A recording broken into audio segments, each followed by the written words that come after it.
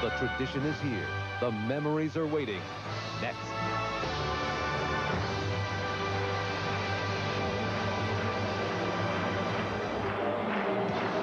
The National League Championship Series has shifted back to the gateway to the West. It is back to St. Louis for Game 6 as Cardinal fans, a sea of red, flow into Busch Stadium.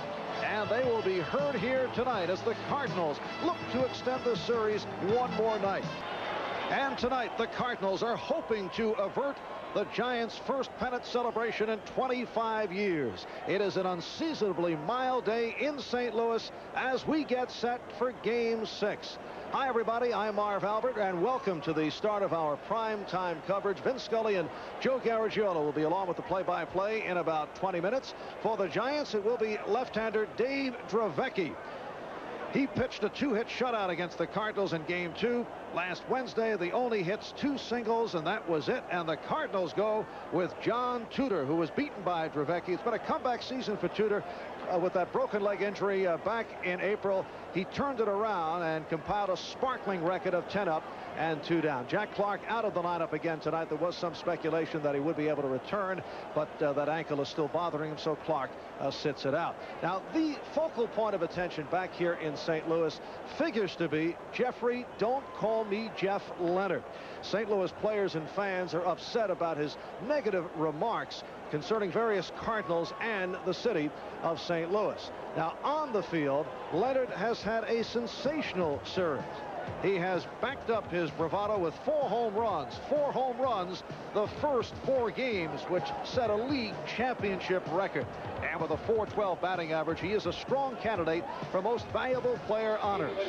But when you look back at this series, Jeffrey Leonard will be most remembered for his intimidating style and his disparaging comments. Earlier, I discussed this with him. You appear to enjoy the agitating. You like to stir it up. Why? You know, when fans usually get on you, you're either doing something good, you're doing something that's going to hurt their ball club. You probably just got a good hitter or made a great play, and they're trying to distract you and get you off your game. And once they do that, you know that you have their full attention. You will have their full attention here tonight because the Cardinal fans are very upset with you, but you say you will taunt them. Well, you know, I said a few things earlier, but right now I've backed them up. And like I said, you know, anything I can do, I will let them know it. I'll turn around, I'll taunt them to death. All right, you have coined a new phrase. You hit the home run, you run around the bases, and you give it the old one flap down, something that Cardinal pitchers have really enjoyed. Well, no, it's a long story to that, but right now, when I have my flap down, it means that pitch was nothing. Which is a taunt of the Cardinal pitchers. In fact, Friday night, Bob Forsch decked you. Do you think he was trying to hit you on purpose? I think so.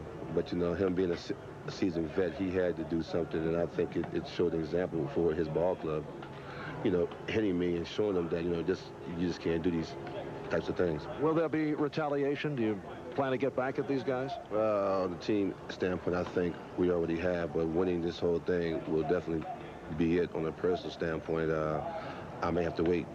Is there anybody on the Cardinals you don't particularly like? Tommy Herr. Why? I just don't like him. Good. Yeah, you know, his style of play, his mannerisms, you know. He's a good ball player, but I just don't like him. Anybody you do like, Jeffrey? I like Jack, Ozzie, you know, Willie McGee. Well, what about the report that there's a $50,000 bonus in your contract if you take most valuable player honors?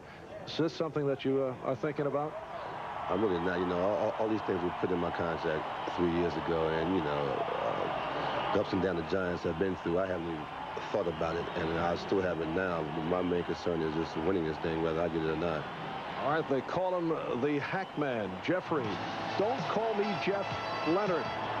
And tonight's National League Championship Series pregame show is brought to you by Exciting Taste. Just say hello, Taco Bell. Welcome back to Busch Stadium in St. Louis. You look over the first 5 games of this series, And the key to the Giants' success, as expected, they've done it with the long ball. 9 home runs for the Giants as compared to 1 for the Cardinals. But surprisingly, they have outrun the Cardinals. Now, for more on that subject, we have the Wizard of Oz, Ozzie Smith, alongside our National League Championship Series pregame analyst, Joe Morgan. Joe? Thank you, Marv. Ozzie, I feel that Vince Coleman's statement at the beginning of the series that the Giants were tough for the Cardinals to steal off of actually set the tone for the series.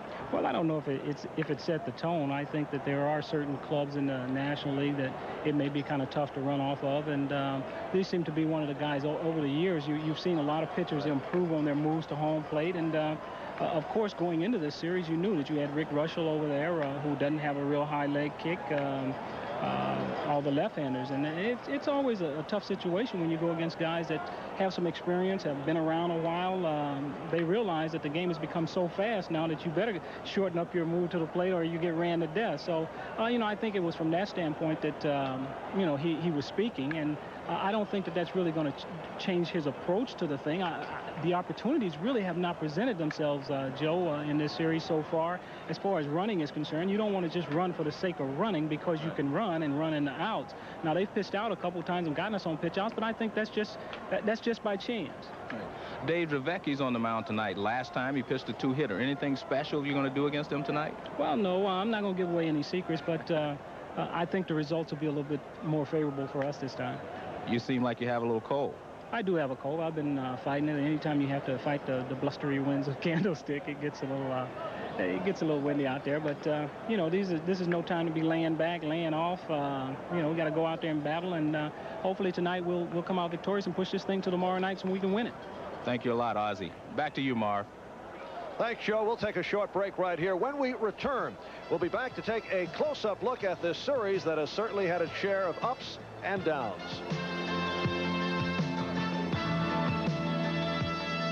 Back in St. Louis. Well, since last April, both the San Francisco Giants and the St. Louis Cardinals have been dreaming of playing into this crisp October season.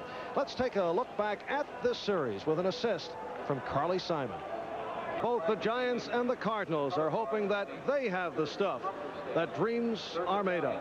We are closing in on game time, and we're set for our national anthem. Let's go to Cardinal public address announcer John Hewlett. Performing the national anthem tonight is one of our country's most popular entertainers. Please give a warm Cardinals welcome to Mr. Lou Rawls.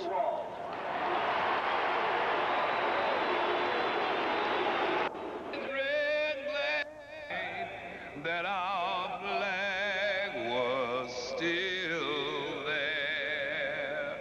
Oh, say does that star-spangled banner yet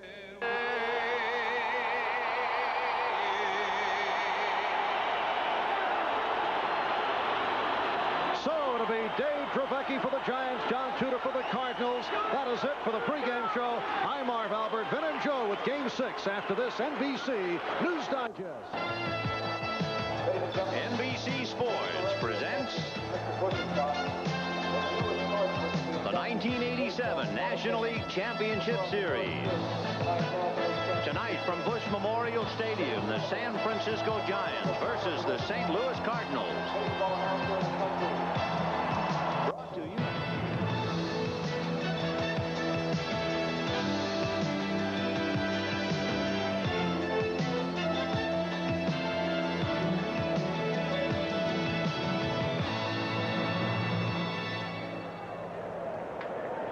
Hi, everybody. I'm Vin Scully, along with Joe Garagiola. Welcome to Busch Stadium in St. Louis for Game 6 of the National League Championship Series. And no matter where your perspective is, the Cardinals must have their backs to the wall. Well, they're going to have to do what got them here, and that means run. They need runs, and the only way they make runs is to steal and go from first to third, and they just haven't been doing that. And whether they've had the opportunity is another thing, but they just haven't been playing the way we've seen them play. Whitey's had to make a couple of decisions. Number one, does he stay with a slumping Tommy Herr in the number 3 slot? The answer is yes, he will. Number 2, is he going to play Willie McGee against a left-hander? The answer is yes, but he'll be batting number 7. They've moved Tony Pena up. Meanwhile, the Giants sailing along with the same cast that has done so well. It'll be Dravecky and his private catcher, Melvin. I think one of the big things, Vin, that the Giant pitchers have going for them, they know that with a man on first and nobody on, there's hardly anybody in that lineup that can hit the ball out of the ballpark. So you pitch a little different. A couple of things that have not been surprising. The Giants have hit 9 home runs to the Cardinal 1. The Giants have turned 10 double plays. And maybe the biggest surprise of all, the Giants have stolen 5 bases and the Cardinals only 2. Well, Willie McGee hasn't run all year. Ozzie has had a couple of chances. Coleman had a chance off second, but I would think tonight's the night, or they got all win or the rest. Yes, tonight indeed is the night for the Giants and for the Cardinals. We'll get to the starting lineups and see how it all comes out right after this. More than any other man, I guess he would express the feelings and the sentiments in the city of St. Louis tonight. Yes, Ozzie Smith takes the Cardinals out for big number 6 against the San Francisco Giants. Here's the way the Giants stack up. Robbie Thompson, Kevin Mitchell, and then Jeffrey Leonard. Candy Maldonado with Chili Davis and Will Clark. Bob Melvin, who catches Dravecky behind the plate. Jose Uribe, Dave Dravecky, the pitcher. The defense, so Kendall's in right field, Lindemann at first base. Otherwise, the same. Tudor changes speeds, and here is Robbie Thompson. And John Tudor ready to pitch to Robbie Thompson. Tudor during the regular year, coming back from the broken leg, went 8-1, wound up with a 10-2 record. Lost game 2 of the LCS. 2 of the runs charged against him, the error by Ozzie Smith. He gave up home runs in that game to Jeffrey Leonard and Will Clark. Starts with a change high, ball 1. Robbie Thompson is deceptive. If you just see 125, you say, well, he hadn't really contributed. He's been on base 8 times and scored 4. In there, 1-1. Boy, this crowd is wound up as tight as you can get, and you can understand. It'll be another highly enthusiastic crowd, as we have seen in each city. And a good fastball. He was late on that. He set him up with the change, start him off with a change, a slow curveball, and then a good fastball. Pena making sure he keeps that ball down. Tudor has to pitch down. That was a pretty good fastball. In looking at the Cardinals defensively, Whitey changed his lineup a couple of times. Got him. There was a time earlier tonight where it looked like Lake was going to catch, Pena was going to play first, and Lindemann was going to play right field. But they have settled down with the more orthodox club. Willie McGee was the one they were waiting for before they made up their mind. Then if the Giants are going to chase the last pitch, the pitch that Tudor made to Thompson, it'll be a long night for him. That's what he did the other time. Slow curveballs outside the zone. Well, here's Kevin Mitchell. 1 ball and no strikes. Mitchell in his career was 6 for 9 against Tudor, but he drew the collar in game 2. 1-1. Jose Morales, I said, of the guys in your lineup, who do you think would be the 2 guys who might have the best success as we look at Hackman? Best success against Tudor, he said Mitchell and Chili Davis. 1 ball and 1 strike to Kevin. And he hits one and muscles it into left center for a base hit in front of McGee. He was slightly jammed, but he is so strong.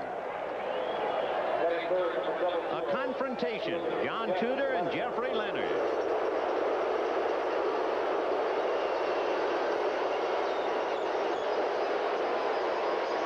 A direct quote from John Tudor. And the Hackman has been quite outspoken as far as his sentiments are concerned. Jeffrey Leonard has some scalps dangling from the belt. Home runs against Matthews, Tudor, McGrain, and Cox. 4 home runs in the previous 5 games. Well, they promised to get on him, and they are on him.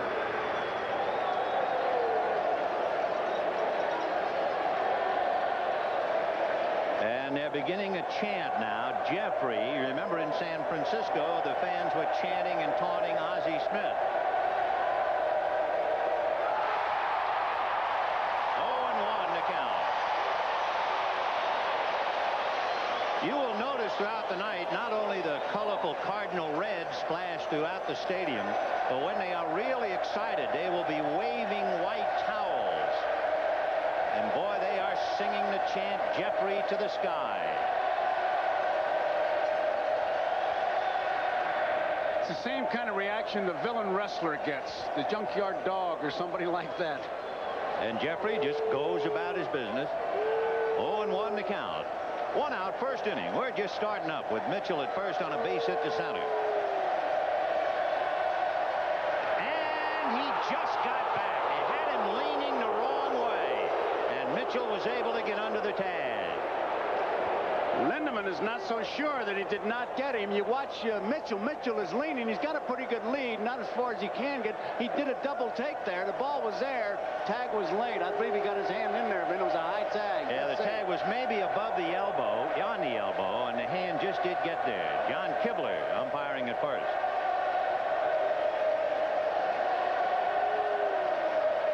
And now Tony Pena out to the mound to talk to John Tudor. Jim Lindeman is not an experienced first baseman, but in the earlier lineup that Whitey Herzog featured, he almost played Tony Pena at first base. And Pena had played first base 5 times in his 8 years. So Lindeman has to be considered more of a veteran at the position, certainly, than Pena. And Pena came out on the field today with the first baseman mitt, but they had him listed as the catcher. 0-1 the count to Jeffrey Leonard. The chant continues. Mitchell almost picked off.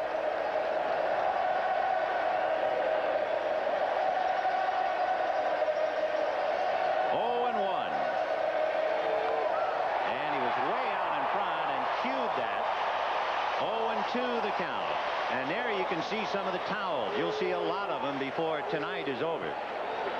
It started here on T-shirt day, we understand, and they've picked it up with towels. No balls and 2 strikes.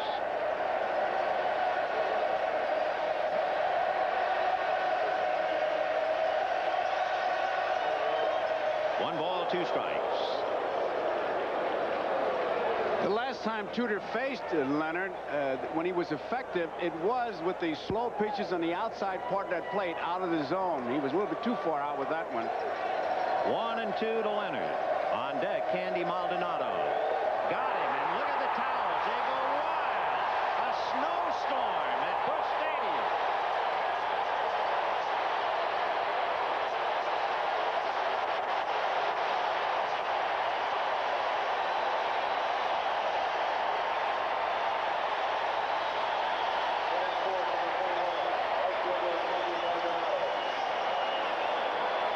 So John Tudor rings up Jeffrey Leonard. 2 strikeouts for the left-hander, and the batter's Candy Maldonado. Chris Spire was checking with him on the pitch and the speed. The speed was 72 miles an hour, but you know what he said there was he ain't got nothing. Ball 1. 1-0 to Maldonado. It always happens when a guy strikes out in a bad pitch, you come back to the bench and say he ain't got nothing, and you got the big 0 for 1 on you. Maldonado has not hit Tudor during his career. And of course, with 2 down, there's a threat now that Mitchell try to go. He's stolen 1 base in the series.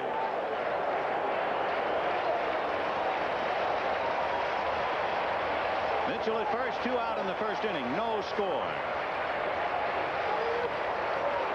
Tudor put such a good move on Mitchell on that pitch that he lost sight of the strike zone. He had Mitchell kind of leaning back to the bag.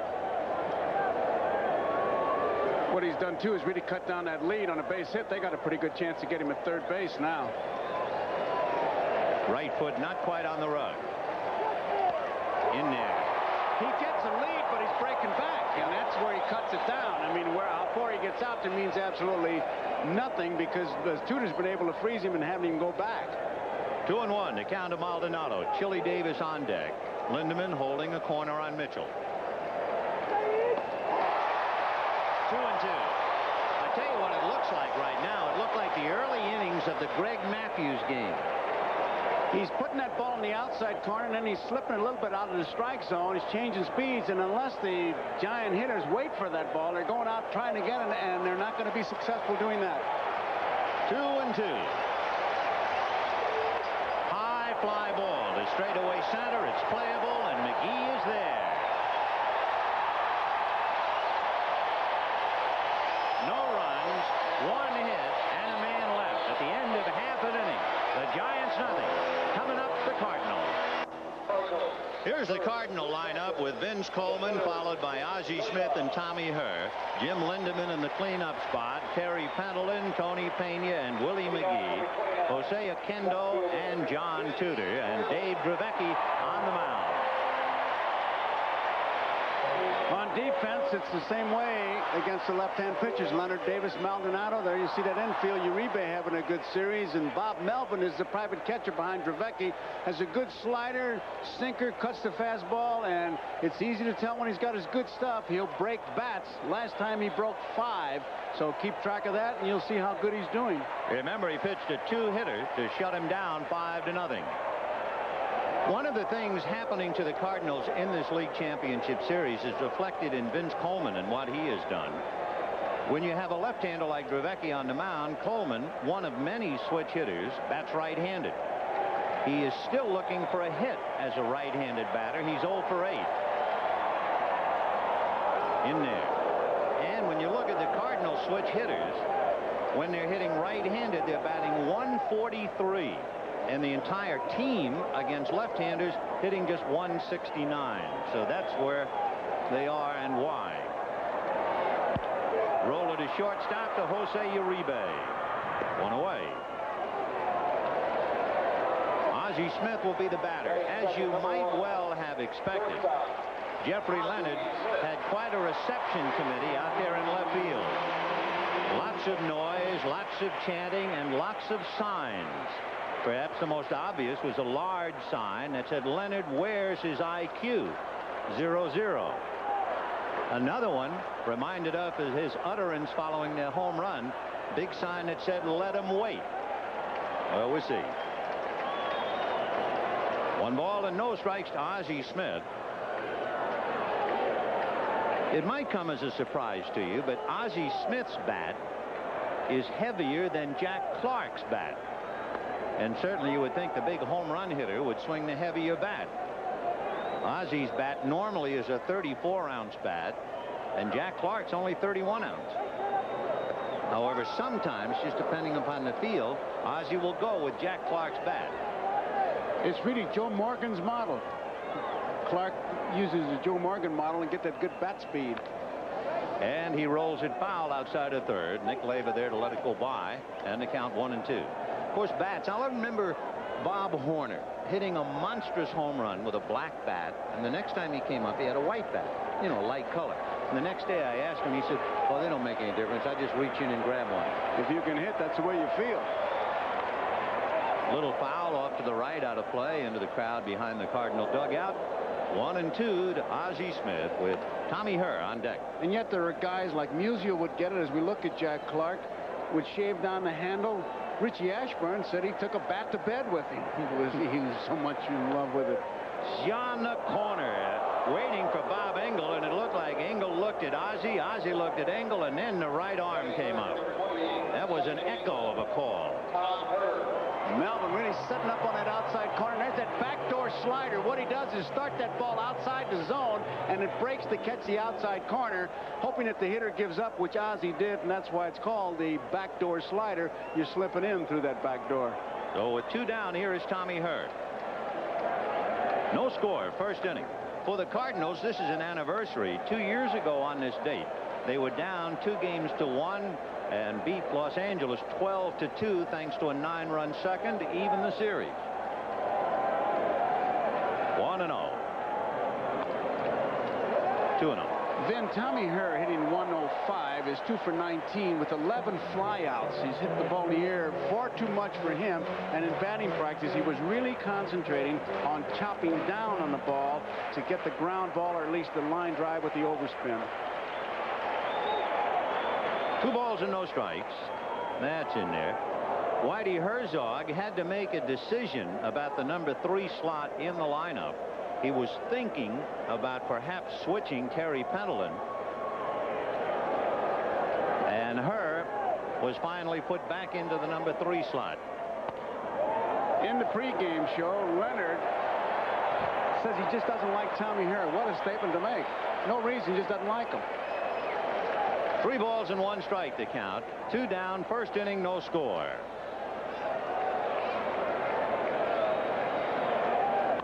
And that's loop to right. Coming up for it is Maldonado. Base hit.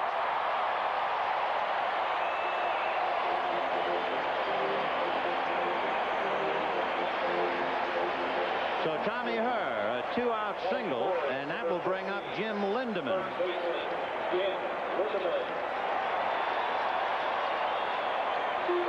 Tommy Herr, during the regular year, stole 19 bases in 23 tries. Now, everyone has the feeling the Cardinals are going to have to force themselves to run. And let's see if they even think about it now with 2 out and Lindemann at the plate. Hanging like a cloud, of course, Craig's ability to call pitch outs. Oh, he had something on that throw. Almost got by Will Clark. Now, Craig will call that. He does not call pitches. I made sure of that. He calls for throws to first base and pitch outs. Dravecky looks to the plate, but steps towards first and really puts something on it, and Will Clark just didn't handle it. 2 down in the first inning, no score.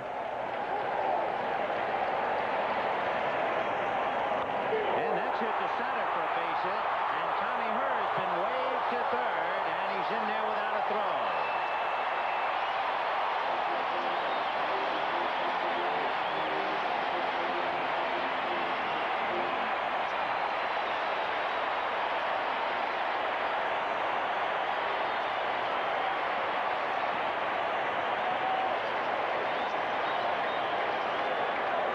Right back up the middle. Looked like it was a breaking ball. A slider didn't get it in as far as he wanted to, and Lindemann was ready.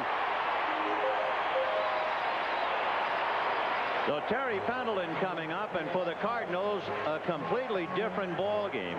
If you remember when Dravecky shut them down 5-0, he allowed only 2 hits, a single to Lindemann and a single to Tommy Herr in the 4th inning. And here they have 2 hits in the first inning.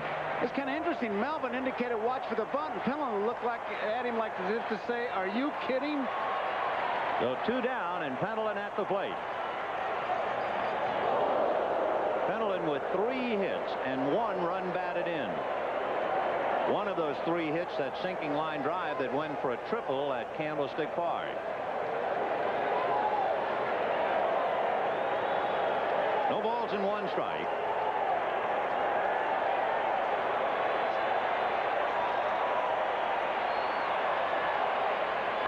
Grounded foul outside at first down the line, and so Dravecky has things his way. No balls and 2 strikes. You know, I was thinking, we've been talking about the absence of Jack Clark for so long. If the Cardinals lose the League Championship Series without him, doesn't that make him the most valuable player? What? Well, how much more valuable can he be if they can't win without him? That's a left-handed way of putting it, all right. 0-2. Hit down the right field line, foul, and out of play. The interesting thing is, I asked Jack Clark myself before the game, what is the situation? His exact words: it ain't any better, it ain't any worse, it's the same. And that's been going on for 6 games now, and if they would happen to win, go to World Series, I doubt if he'd play in that. So they've kind of misdiagnosed it. No balls and 2 strikes to Terry Pendleton. And that's fouled away. Tommy Herr down the line from third, trying to bring home a go-ahead run. Jim Lindemann is at first. Herr has not scored a run in the series. Interestingly enough, and it's a point well taken, in 4 of the previous 5 games, the team that scored first lost.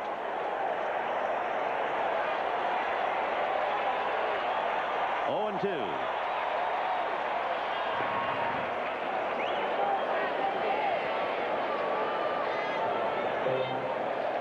Dave Dravecky out of Youngstown, Ohio, pitching bare-armed in what is now a pretty cool evening. He might be the only fella out there without the long-sleeved undershirt.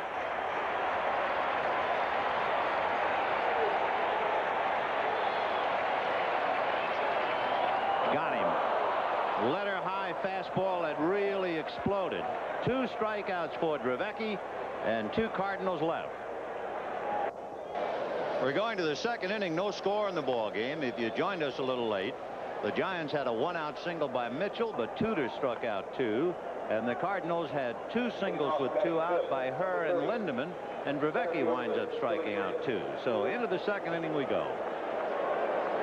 Chili Davis, followed by Will Clark, and then Bob Melvin.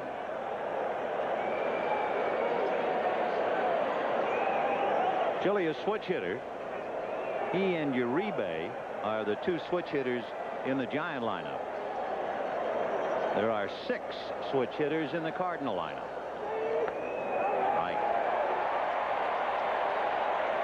Both pitchers tonight, Dravecky and Tudor, share one thing in common. They both had something to do with the Pittsburgh Pirates. Dravecky was originally a Pirate draft choice, traded to San Diego and then to San Francisco. And John Tudor came to the Cardinals in a trade with Pittsburgh for George Hendrick. 1-1 to count to Chili Davis. On the corner.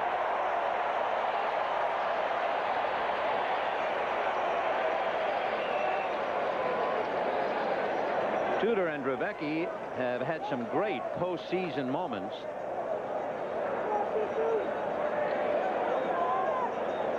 Right on the corner. Perfect pitch. Perfect pitch.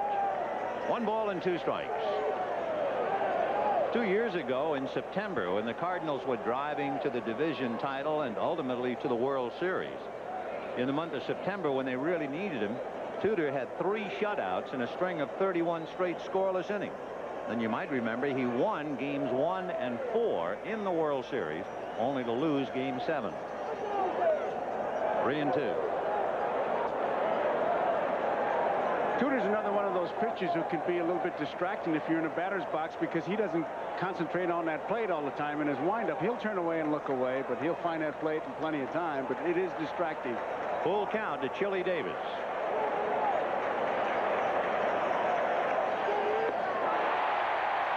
Three strikeouts for John Tudor.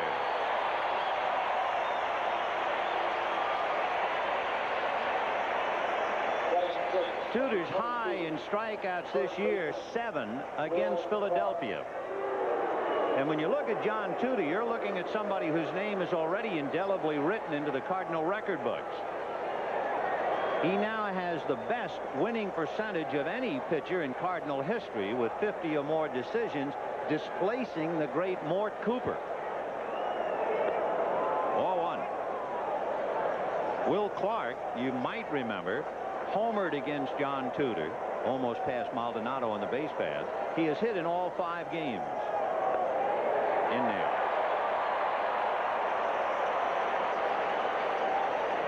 Clark hitting .444. Boy, what a series he's had.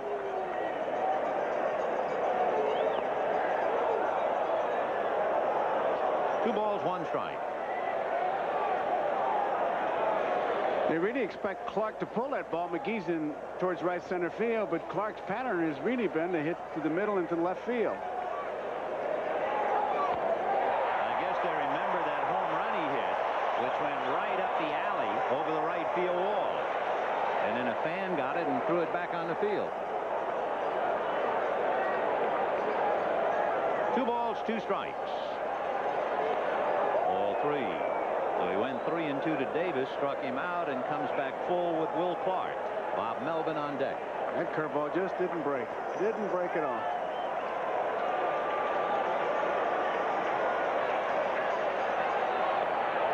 And ball 4. So with 1 out, a walk to Will Clark will bring up the catcher, Bob Melvin. Melvin, in the other Dravecky game, was 0 for 3 with an intentional walk. In those games that Dravecky has started and Melvin was the catcher, Dravecky won 5 and lost 1. And, of course, he was successful in game 2.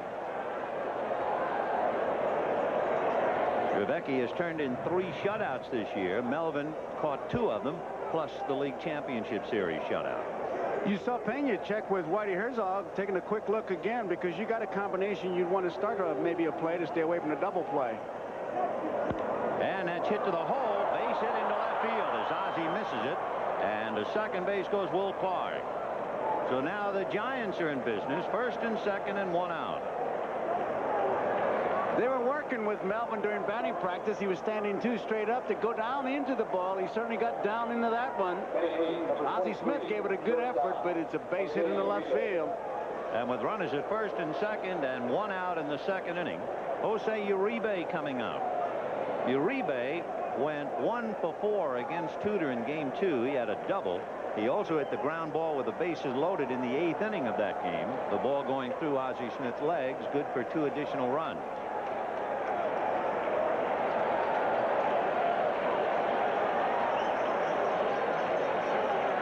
Uribe followed by Dave Dravecky.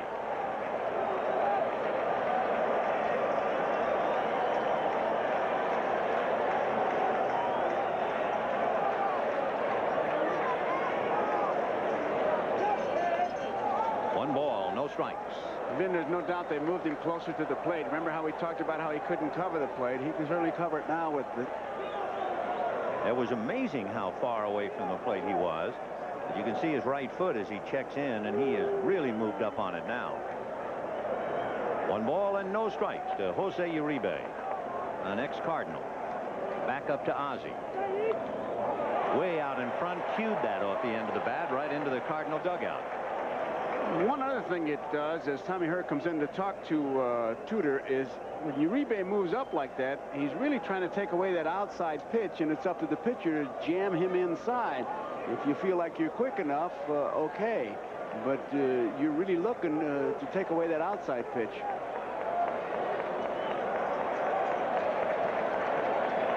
So Uribe with the count, 1 ball and 1 strike. 2 on, 1 out. Second inning, no score.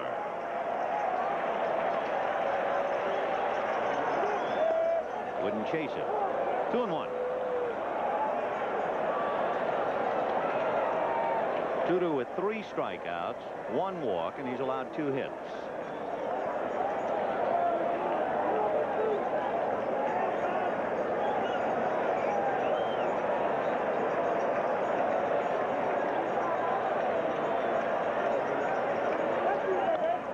Little pop foul off to the right, out of play. On deck is pitcher Dave Dravecky. If you were with us when Dravecky pitched in game 2, remember when they sent him back because of the white undershirt that he had on? And he went back, took his shirt off, and put a black undershirt on. And it would appear to be that's the same black tonight. No long sleeves.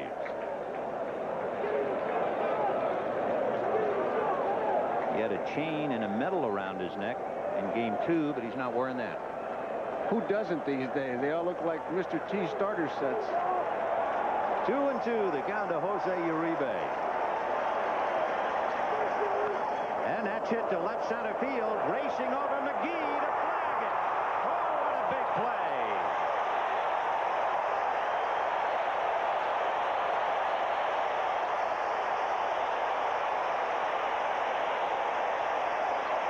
When you talk about building a ball club for a ballpark, that's what they're talking about. McGee can cut the gap in center field.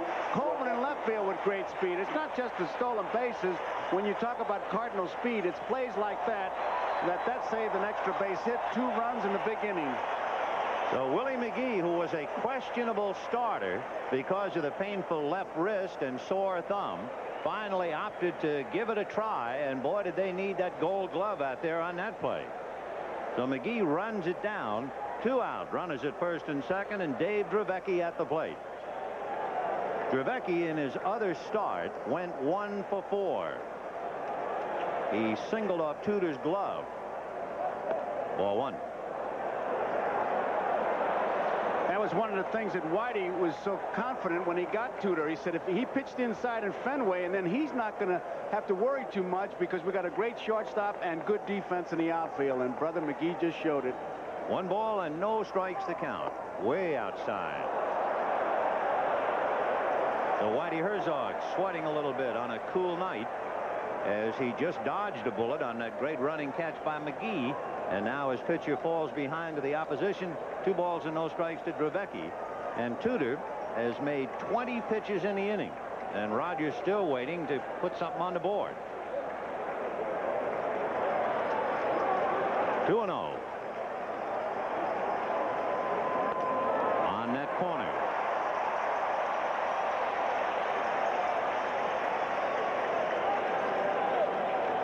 John Tudor, born in Schenectady, New York. He's 33 years old.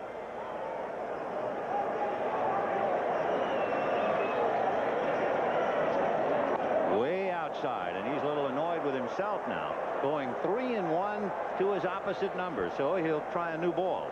Man, there's no tougher critic than John Tudor on himself. I'll tell you, he really was disgusted with that one. He's one of those guys who talks to himself a little bit. He's regrouping right now because he knows that was a bad pitch. 3 balls and 1 strike to Dravecky. On deck, Robbie Thompson, the second baseman. 2 on, 2 out. Second inning, no score.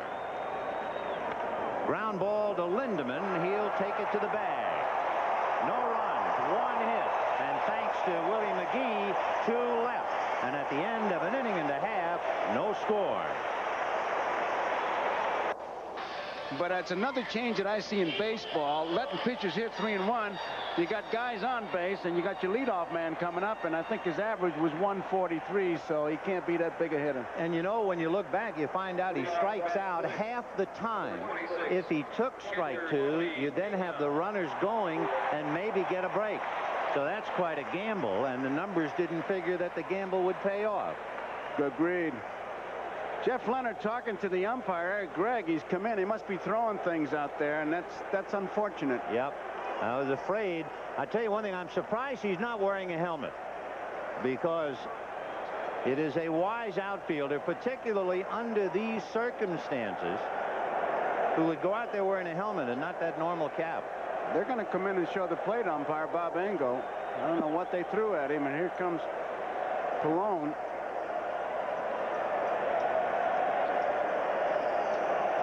Bob Engel. Batteries, man? Can you see? No, it's hard to say, but it might be. It was certainly big enough to be a battery. Assault and battery is what it might be. Now we get a report it was a cowbell. There was a reference to St. Louis as a cow town. And they said they were going to bring a cow, so they brought the cowbell. I think Bob Engel is talking to the press box for the public address announcer to please ask the crowd not to throw things down onto the field. If you're old enough, or if you're a historian, there's the cowbell, all right. You can remember the Cardinals and Detroit and Ducky Medwick and all the garbage and stuff coming out of the stands. I asked the great Hall of Famer Joe Medwick how he felt about it. He said it didn't bother him so much that they threw it, but why did they bring it in the first place? Well, you can see the fans, right? You got your binoculars, your scorebook, your pencil, your garbage. That's right. A little salad bar right there. Bottom of the second inning, and it'll be Tony Pena, followed by Willie McGee and Jose Oquendo. Pena has moved up a notch in the lineup to hit 6, and he has been hitting the ball sharply of late, hitting .357. He has 5 hits.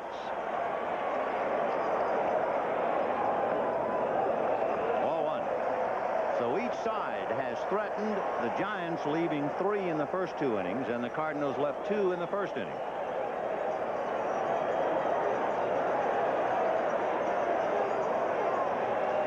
One ball, no strikes.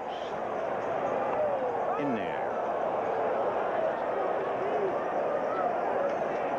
Tony Pena, who hit about .210 but has come alive, and Dave Dravecky trying to shut him down.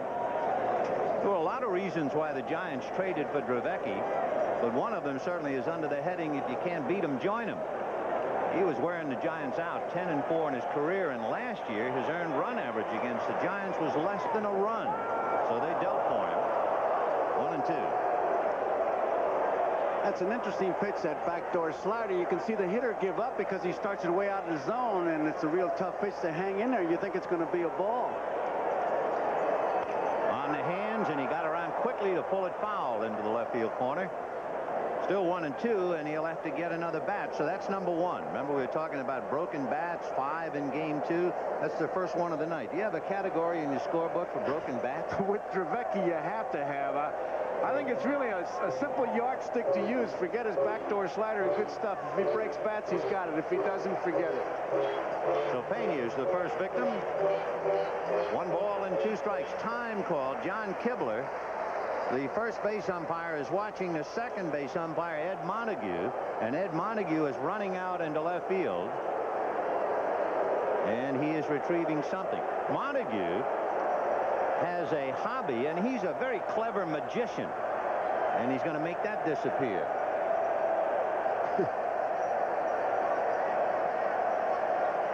And then he seems to gesture as if to say it's nothing.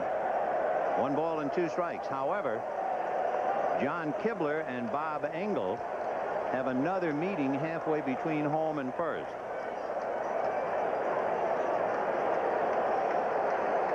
One and 2 to Pena, followed by McGee and Oquendo. No score, bottom of the second, and a rather stormy beginning.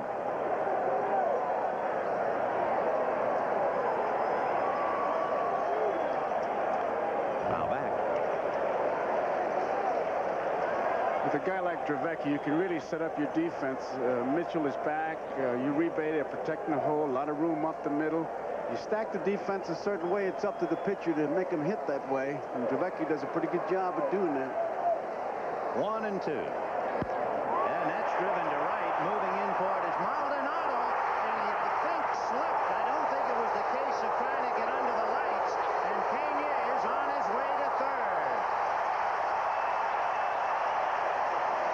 That did not appear to be the same play as in San Francisco, but it's the same result.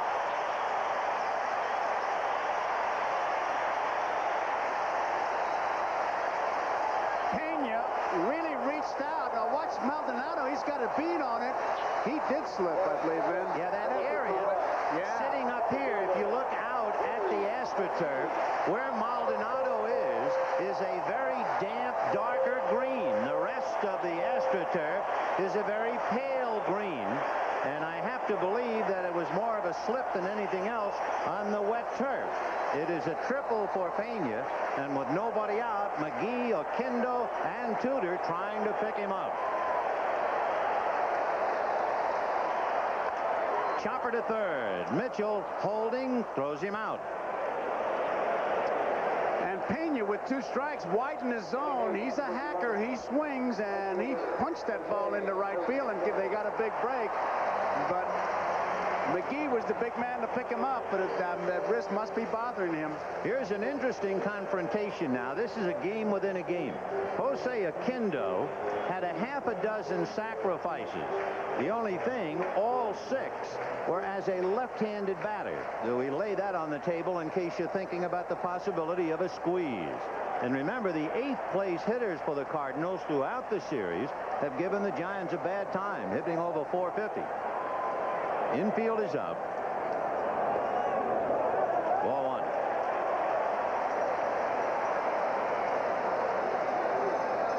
1. Oquendo looking to Leyva, who is looking into the Cardinal dugout. Leyva way out in that box trying to find Whitey Herzog, and you see Melvin looking at his manager, Roger Craig, who calls all the pitch outs. So would they have him try to squeeze as a right-handed batter when all of his sacrifices this year have been left-handed? Fly ball to right field and pretty shallow to the line. Maldonado makes the catch, and Pena is going to come. The throw to the plate. He is safe.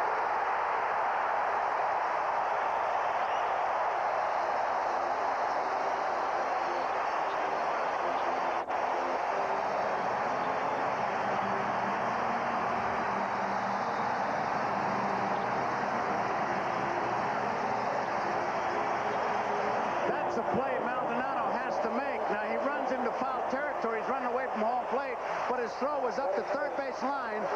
Now he makes the play, braces himself, and really his throw is not a good throw because it's too far up the line. Melvin has to go get it, and by that time Pena gets around him. If it's towards the plate, that ball is there in plenty of time. That was not a good throw. They throw to third to appeal, and third base umpire Dave Pallone said no good.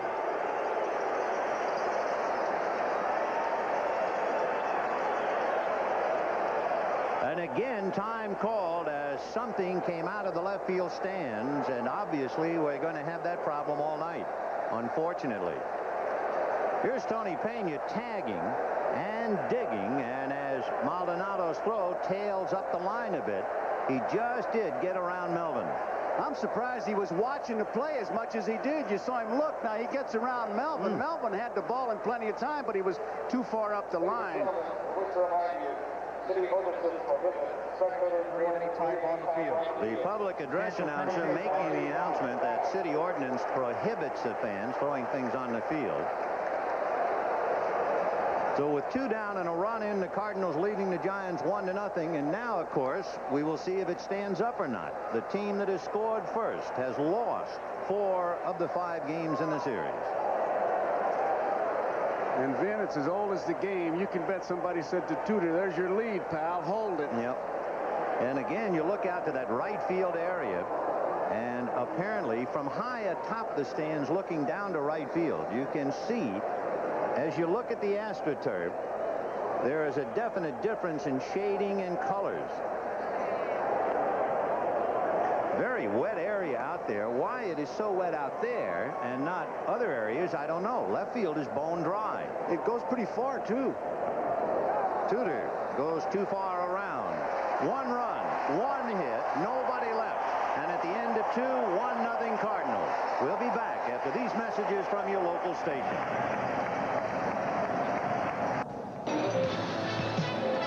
The 1987 National League Championship Series is brought.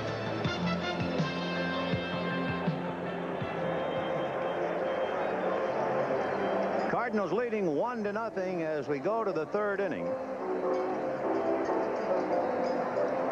Bob Engel, a plate umpire, talking to Whitey Herzog, perhaps about things coming out of the stands. Not very much Whitey can do about that.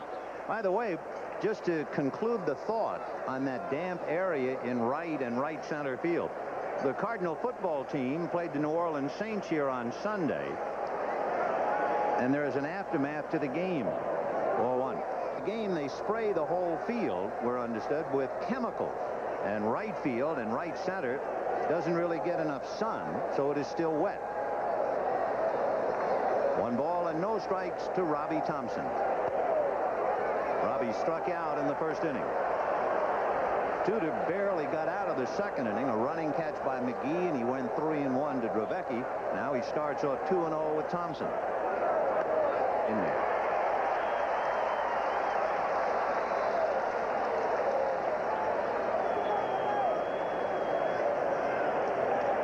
Two balls, 1 strike. And that was a pretty good fastball.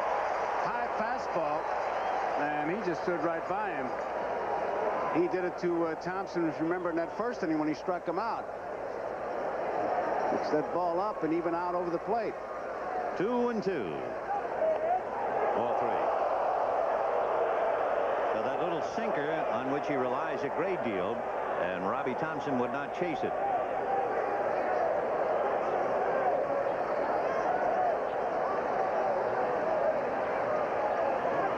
Fouled away.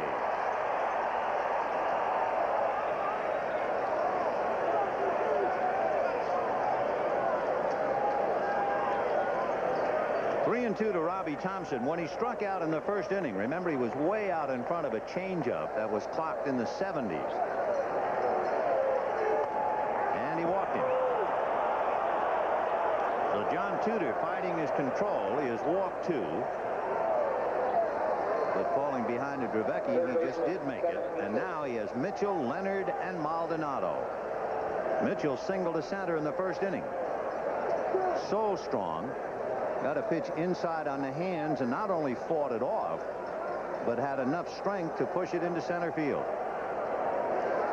Thompson at first, nobody out.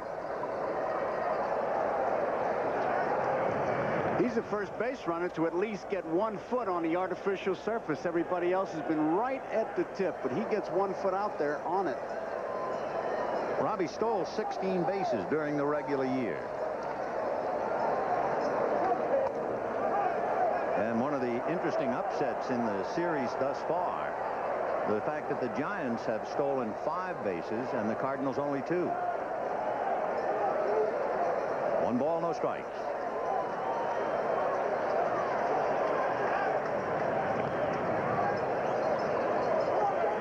Tudor came awfully close, about as close as you can come and still come up empty, to picking off Kevin Mitchell in the first inning.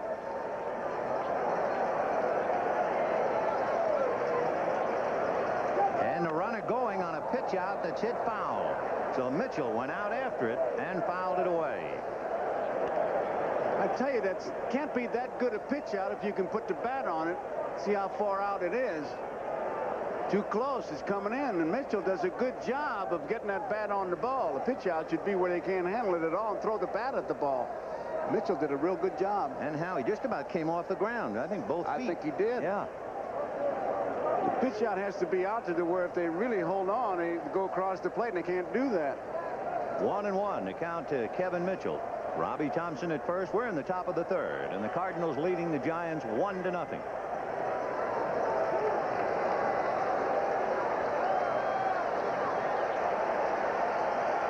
Nobody out.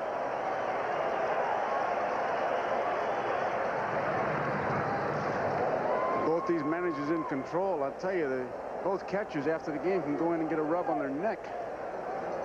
Roger on the offense right now. Whitey on the defense. 1-1.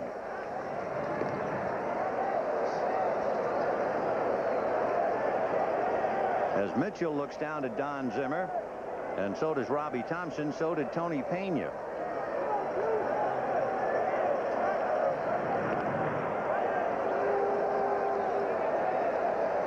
One run, 3 hits for the Cardinals. No runs, 2 hits for the Giants.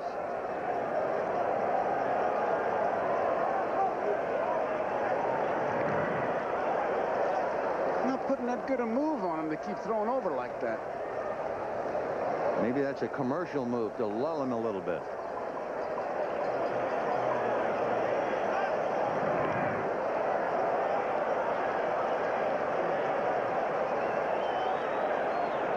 Boy, Pena was studying Zimmer again just as hard as Mitchell was. 1 ball and 1 strike. You remember they got that play, first move, go. There he goes on a pitch out. Pena in the dirt to Ozzie Smith. They got him anyway.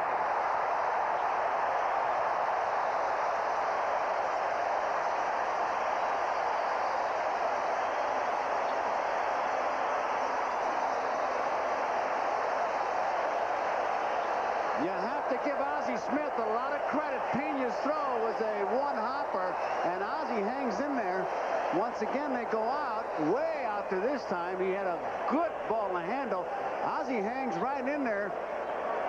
Whoa. I tell you, he looks safe to me on that angle. The tag appears to be up around the hip, while the foot is just about at the bag, but Ed Montague was right there to spot it.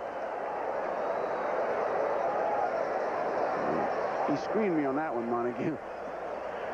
Well, we have 1 away, and the count 3-1 to Kevin Mitchell.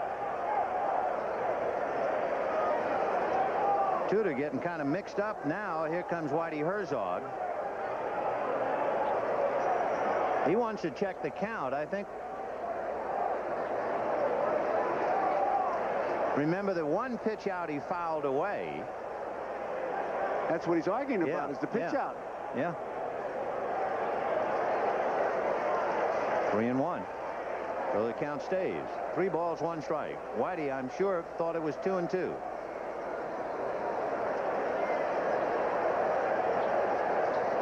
One nothing Cardinals, top of the third.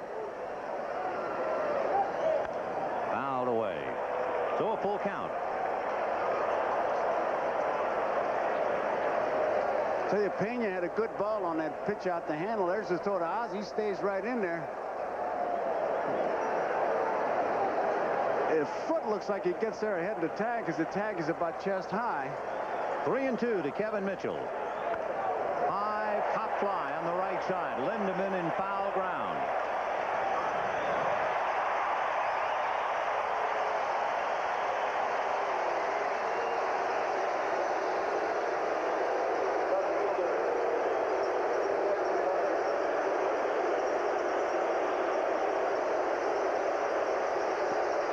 Needless to say, here is Jeffrey Leonard.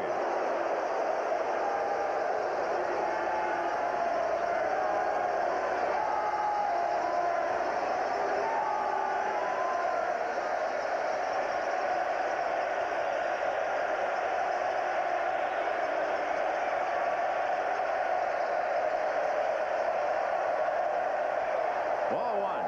Leonard struck out in the first inning. Look at that side. Okay, I give up. When in disgrace with fortune in men's eyes. Ball two. Whew.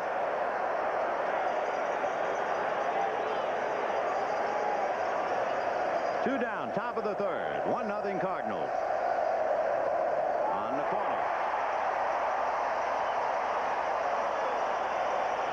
Why would you want to do anything to get this kind of reaction? I don't know. He wanted them. I mean, he baited them. They're on him. And they came through for him. 2-1. Foul ball. I've heard so many ball players say that they're never aware of the crowd. They never hear the crowd. And in a case like this, I got to say, oh, really? That's right. And I'll tell you something. You show me a ball player who doesn't hear the crowd, and he's not a ball player. They hear it all right. And the champ, Jeffrey. Little foul, still 2-2.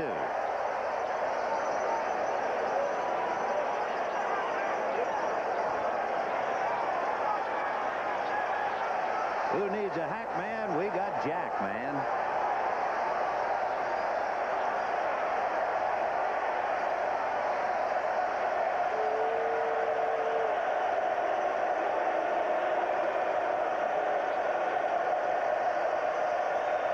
Two and two to Leonard, who chased a changeup in the first inning.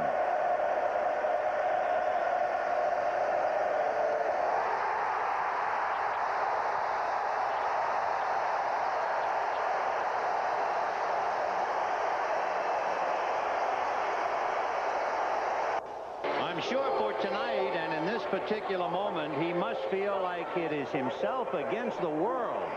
As Jeffrey Leonard took his position in left field, this entire ballpark verbally let him have it.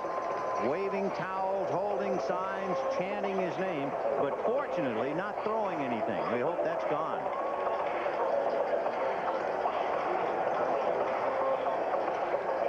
In the bottom of the third inning, with the Cardinals leading the Giants 1-0. It'll be Vince Coleman, Ozzie Smith, and Tommy Herr against Dave Dravecky.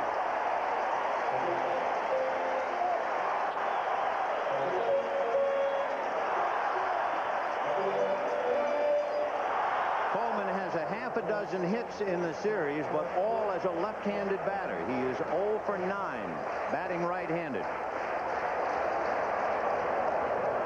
0-1.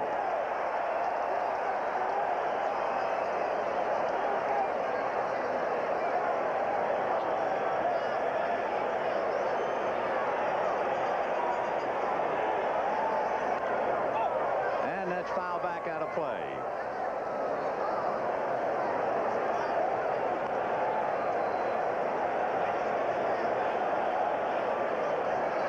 One and one to Vince Coleman. Trying to get something started. He grounded to short in the first inning.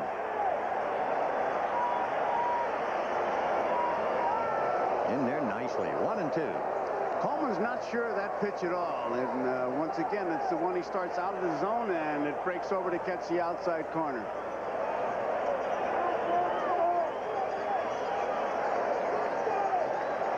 The only run in the game, Candy Maldonado, either slipping in the wet turf or fighting the lights. Had a ball sail over his head for a triple, and Oquenda's fly ball got him home. Chopper to short, Uribe. Good play because he was just about caught between hops, but he timed it perfectly. That run that the Cardinals got in the second inning is the first run that Dravecky has allowed in postseason play. Going back to 1984, he had a string of a little better than 21 innings.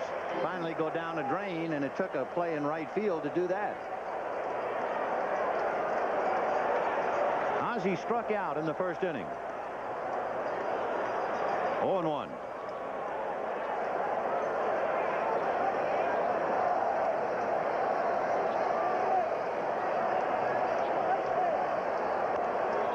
Little foul behind the plate and out of play, and the count 0-2. The more you see this Uribe, the more you like him. That was not really, that was a tough play. Yep.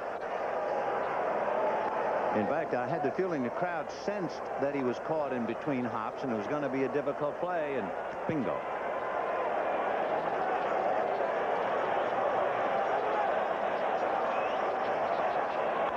And that's line to left, but Leonard is coming up to make the catch. 2 down.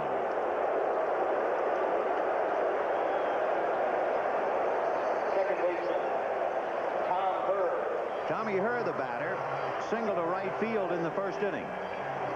That was followed by a base hit by Lindeman, and then Pendleton with first and third struck out. Cardinals 1, Giants nothing, bottom of the third, game 6. Cardinals trying to keep their heads above water and stay alive. The Giants trying to finish them off.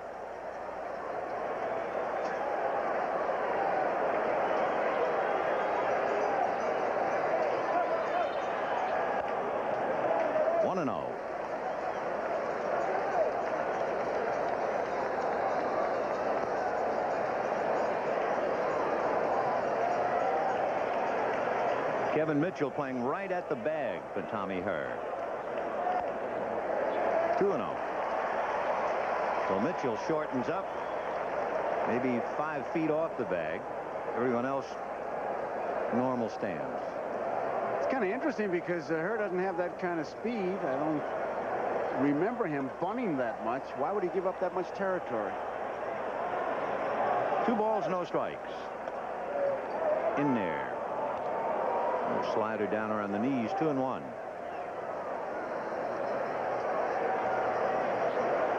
Dave Drubecki, 31 years old, born in Youngstown.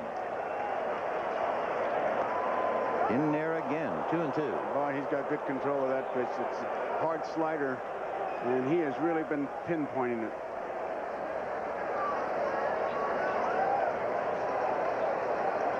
Drubecki has 3 strikeouts. He had a career high of 11 last year. And that's hit foul down the right field line, out of play. Interesting, the fortunes of a player. In 1984, fate would have it that Drubecki would be pitching for San Diego and clinch the division by beating San Francisco. He picked up his first major league victory 5 years ago against San Francisco. Ball 3.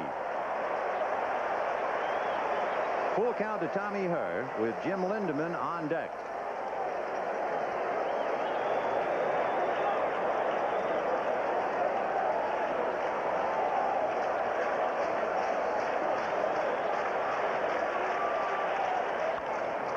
That's hit down the right field line, foul, back into the crowd. Clark over to take a look, and that's about it. So still 3-2 to Tommy Herr. 1 run, 3 hits for St. Louis. No runs, 2 hits for San Francisco. Roger Craig wants to go to Minnesota. In the first game Saturday, but so does Whitey Herzog.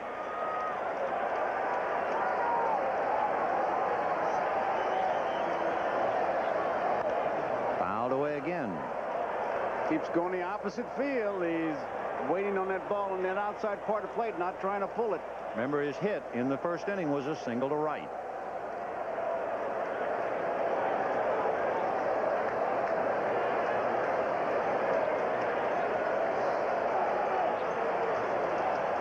And he pulls it to left. Base hit.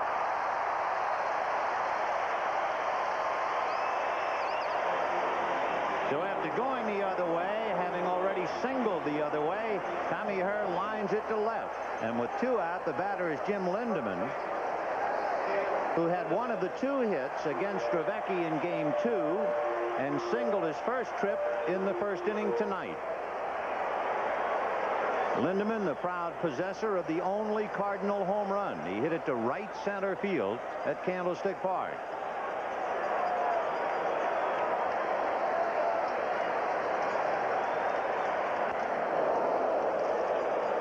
He's got to go for the long one because you got that man on first. You need the extra base hit to knock him in, and Cardinals don't have that much firepower, but batting Lindeman fourth, they expect it from him. This a much tougher ballpark than Candlestick. where it is 400 to straightaway center in Candlestick Park. It's 414 here, and the power alley's 383 and falling away.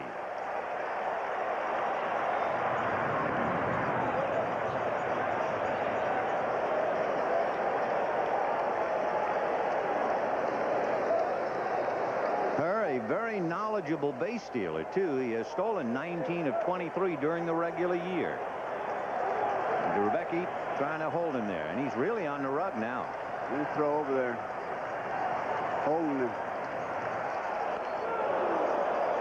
So Tommy Herr establishing that lead that time. His right foot was a good 1 foot in on the rug, and that's usually too much of a lead for most pitchers. And Rebecki just held that ball, and what that does is just take the spring right out of your legs. See if his right foot gets on the rug again.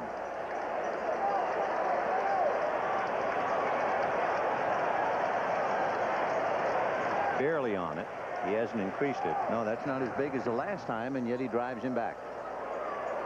Rebecki knows what he has to do out there to keep those base runners close. He'll throw over there, or he'll just hold that ball. He'll have different rhythms as far as coming to the plate. 0-2 the count.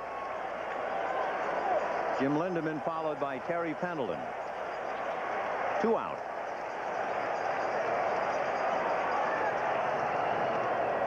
One and 2. Hurd does not have the lead that he had 2 pitches ago. That's the biggest lead he has had thus far. Cardinals 1, Giants nothing. Bottom of the 3rd, 2 away.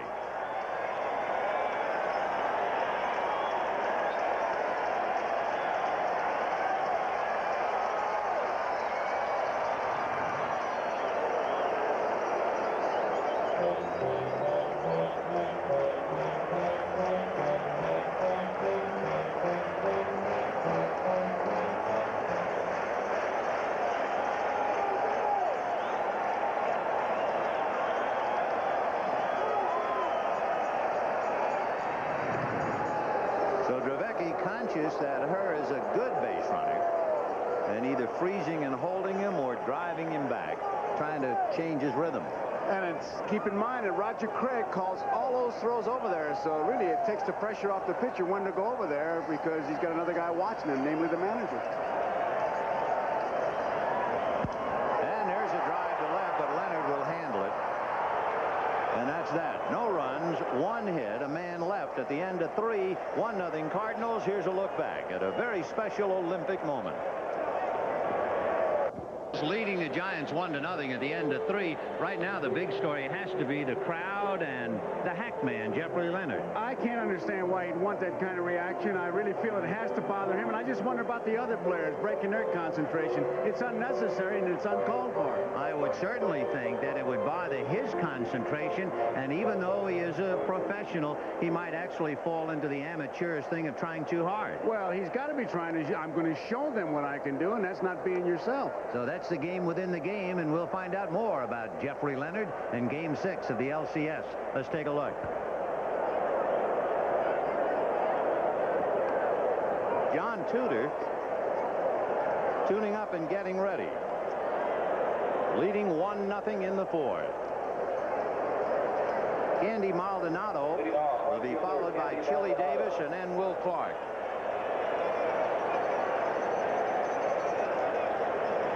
Maldonado flied to center in the 1st inning, and he's been vitally involved in the game on the ball hit by Tony Pena in the 2nd inning, where he either slipped or tried to slide to see the ball from a better angle under the lights. And there was a definite deja vu about it. The same thing happened to him with Tony Pendleton at Candlestick Park. Way out in front. 0-1. Andy hitting .235. He's had 4 hits in the series.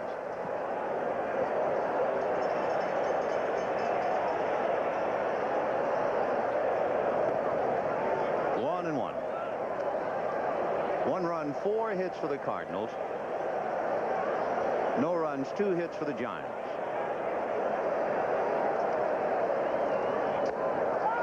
That's the strike. They have each stranded 3.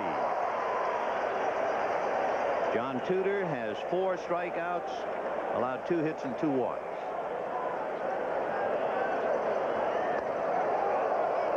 Two and 2. Tudor with facing Maldonado, then Davis and Clark, trying to get it done with sinkers, changes, and occasional fastball. Fouled away. The important thing is where he's spotting that ball. His location, I would have to feel, is exactly where he really wants it, because he's been on that low outside corner. That's been his neighborhood. He's been nibbling. He's had 4 3-2 counts. And there's a fly ball into left center. McGee, with the ball hooking on him, is still able to catch up to it. And it was Millie McGee's play on Jose Uribe in the 2nd inning. That is the defensive standout so far tonight. Tell you, when you talk about speed, much like Ricky Henderson, he can take a triple and turn it into an out, and on base he can take a walk and turn it into a triple. So Willie McGee holds one down, and the batter is Chili Davis, who struck out in the 2nd inning.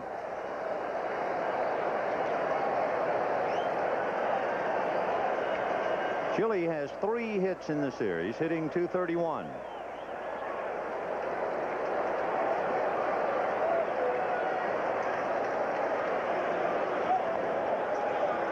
One ball and no strikes.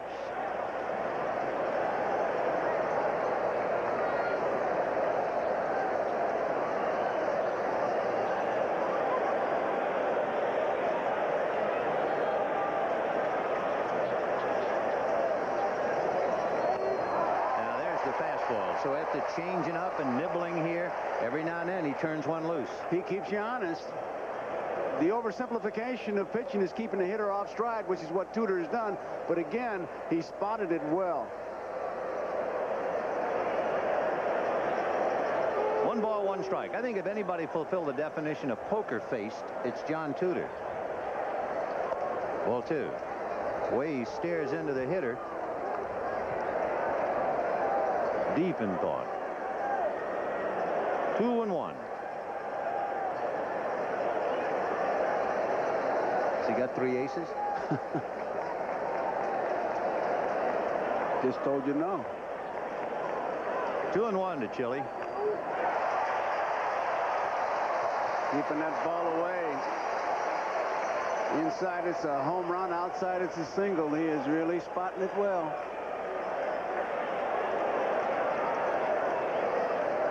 Chili, with that closed stance, really stays in there. You'd think he can handle that pitch away because he's not opening up as if he's trying to pull it. Fisted off first base. Lindemann is there.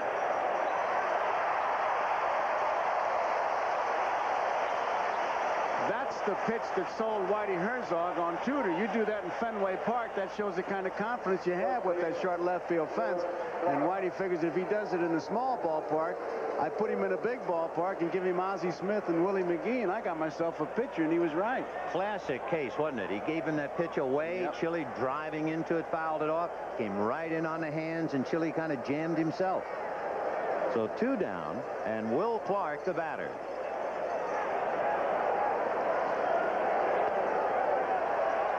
One ball and no strikes. Clark going head-to-head with Tudor is 2 for 3, and he has walked twice, once tonight. Will has hit in all 5.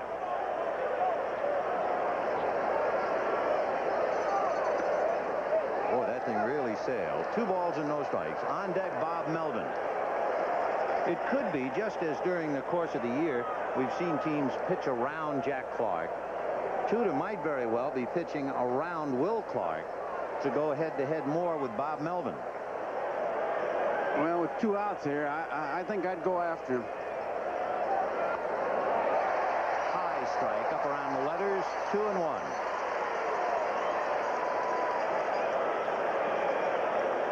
Will hitting .444 with 8 hits.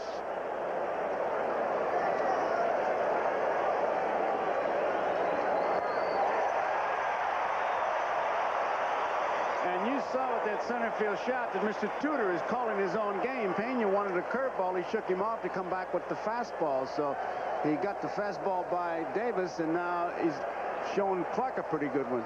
2 balls, 2 strikes. Got him looking.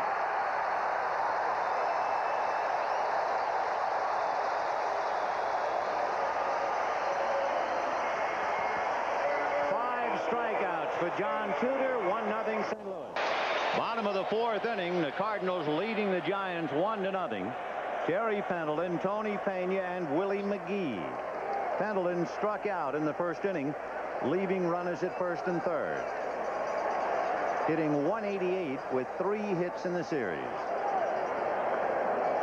Strike. And Mitchell again playing right at the bag. 0-2. That's the fastball that he chased to strike out. Looks like it's out of the zone. Now with 2 strikes, you can see Mitchell backing off. No balls, 2 strikes. On deck, Tony Pena, who hit the triple in the 2nd inning. And we're going to look at it again because we've looked at the replay now a bunch of times. We really aren't sure. And we're now starting to think maybe Maldonado lost it in the lights. Fly ball down the line, foul out of play. So when Pena comes up, we'll show it to you again. 1-0 Cardinals, bottom of the 4th.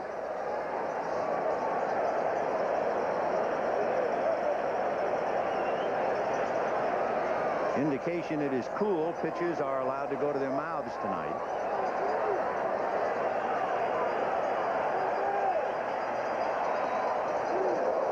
2-2. Boy, that was a tough pitch to take. Oh, when you take a pitch like that, you're just completely fooled. You're just completely fooled, and you take it and you try to be cool and say, oh, I knew it all along. No, that's too close to take, but it was a ball. So Pendleton strikes out for his 2nd time. That's the 4th strikeout for Dave Dravecky. Now here comes Tony Pena. So let's take another look at Maldonado.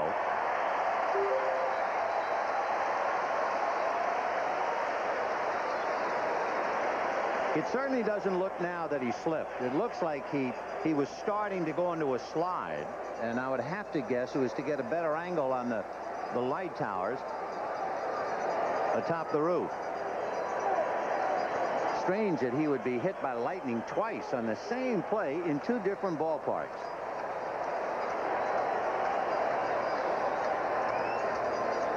One ball and no strikes to Tony Pena.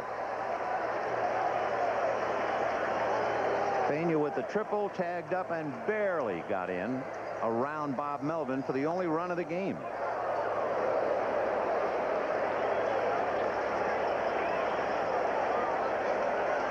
One ball and 1 strike. Tony hitting .400 with a half a dozen hits in his 15 at-bats.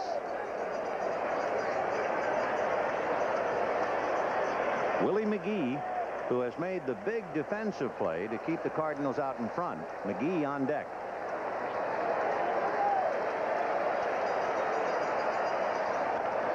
Chopper foul. 1-2.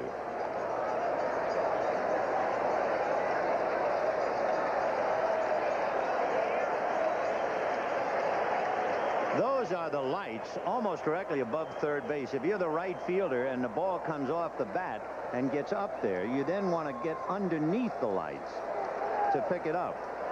And Maldonado has tried twice and come up empty each time. 2-2.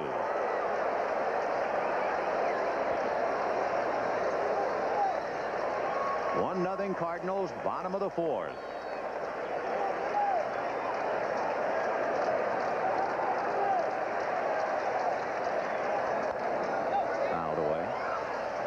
There are many ways you can shake off the catchers. Sometimes you just keep staring in. Sometimes you use your glove. You also use that to add to it. I always like when pitchers did what Dravecky did. Not only shake it off, but almost with disdain, like, yes, hey, I know what I want to throw, Charlie. When Billy Pierce came to the Giants from the White Sox, he brought over that brush where you would increase the sign in the pitches. Instead of shaking your head at any time, you just brush your uniform. Big balloon, that changed. 3-2. I don't think that adds any doubt in the hitter's mind when you add because he's saying, well, that's their business. But when you shake it off, he starts to think, now, what is he going to throw me? 3-2 to Pena. You're looking fastball. And it's a comebacker. That's what he got. Pena was looking for it. And a good play by Drevecki.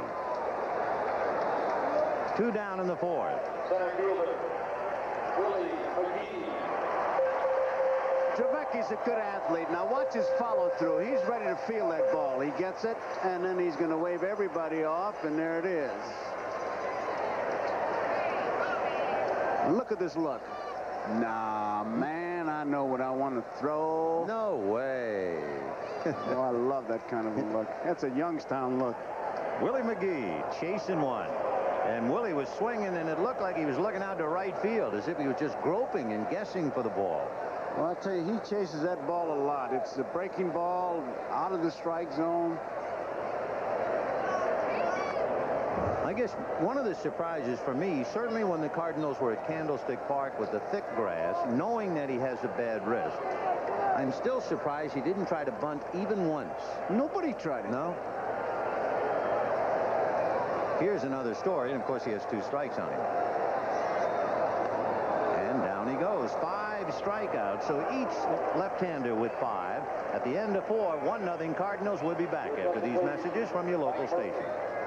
A perfect murder. Making skin flicks becomes a deadly business when a director commits murder on film. Look at it! Friday.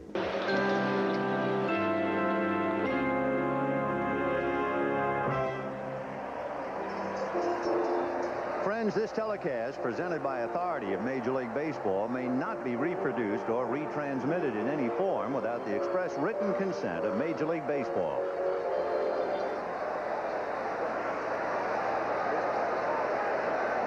There's Danny Cox.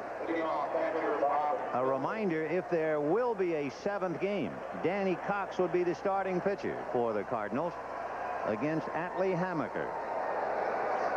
If there is a 7th. There is a 5th inning, 1-0 Cardinals. Bob Melvin, Jose Uribe, and Dave Drevecki. The 2 left-handers have been magnificent, each with 5 strikeouts. And bang to center, so Melvin is 2 for 2. Tudor, with that pitch, has made 74 pitches, and you have to assume that was a strike, so it'd be 43 strikes, 31 balls. And 20-some-odd pitches I know he made back in the 2nd inning. That was his toughest inning of the night. 23 to be exact. So Jose Uribe checking with Don Zimmer. The pitcher to follow. Whitey Herzog has been correct on 2 pitch outs, and Pena checking with him.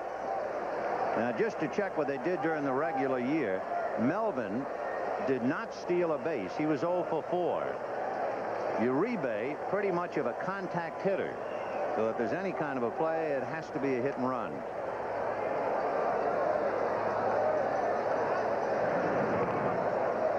That lead that Melvin's got is going to be a job to pick him off.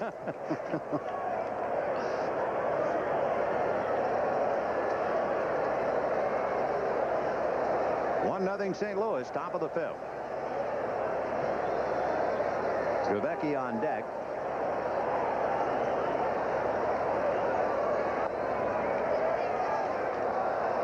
One ball and no strikes.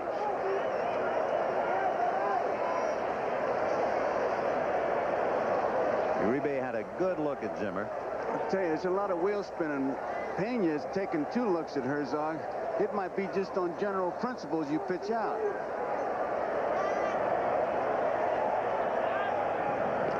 And that tells you something. I tell you, you got to look for something to happen with Melvin on at first base and Uribe in that batter's box.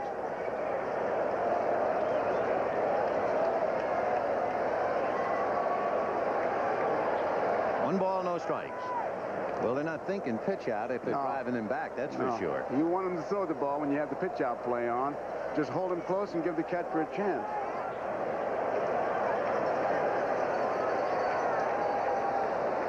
Uribe very handy with the bat all year long.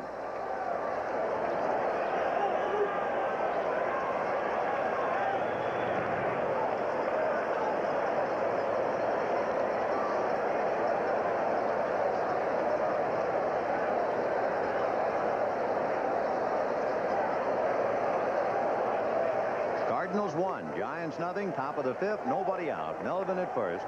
1-0 the count to Uribe.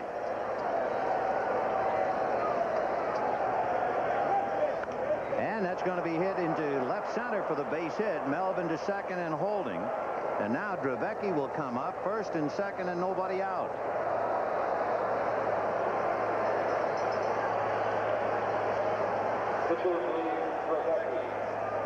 Uribe sends it right back up the middle. Until they moved him up on the plate, he can handle that outside pitch. And now the Cardinals are having a meeting. Got enough guys out there to split the shares. And Dravecky checking with Zimmer. And there's Pena checking into the Giant dugout. See if he could see something. But I don't know what he could be looking for there. Don Zimmer, a quick chat with Dave Dravecky, just a word or two. The word might be bunt. We'll see. He sacrificed 4 times during the regular year. I would be almost sure it's bunt, Vin. It might be, hey, if they charge you too hard, look for me to switch something off, because you've got to be bunting. Jim Lindemann is the first baseman. Terry Pendleton will have to make a split-second decision as to come or go back to the bag. And that's a strike. 0-1. They got to play on with Ozzie Smith going over to third and Pendleton and Lindemann charging hard, and Hurd going over to first base, which leaves the middle of that diamond wide open. Any kind of a tap of the bat on that ball, and that ball's going to get through there.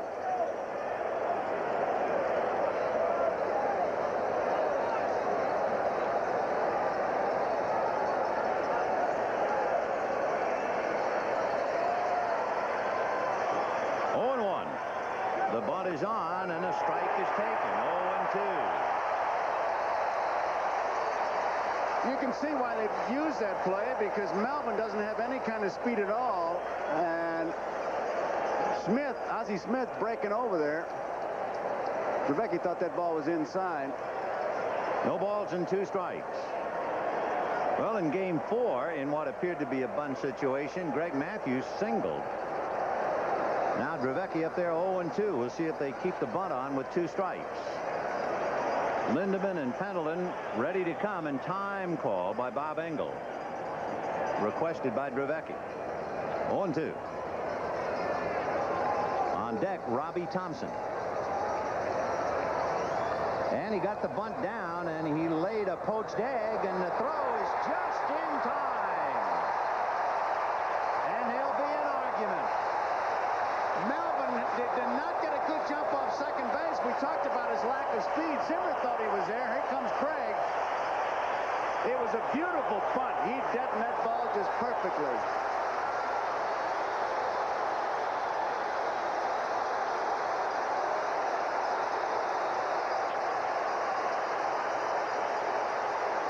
He was safe, says Zimmer. He was safe. Don't get thrown out, Bob Engel said. Don't get thrown out.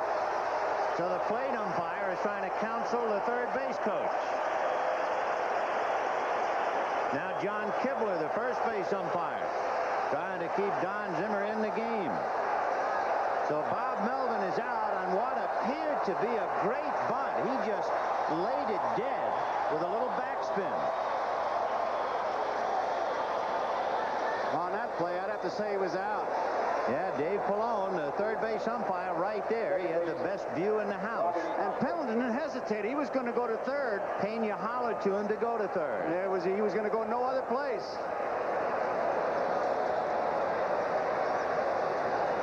He got him. So a good call. First and second, 1 out. And Robbie Thompson, the batter. Thompson struck out and walked. 0 for 1. He has 2 hits in 17 at-bats. One of the 2 hits a home run.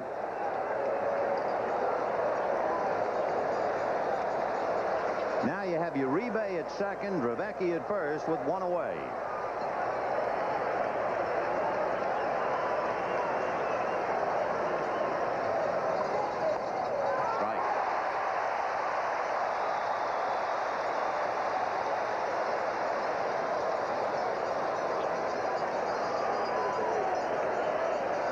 Dravecky at first, Uribe at second, 1 out in the 5th, 1-0 St. Louis.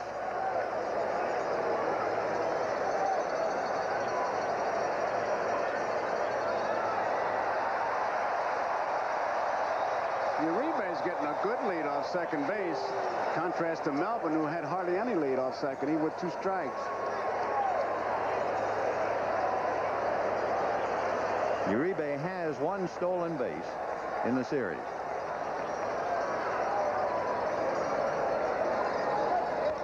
Hit in the air to McGee. Uribe goes to the bag to tag, but just to draw a throw.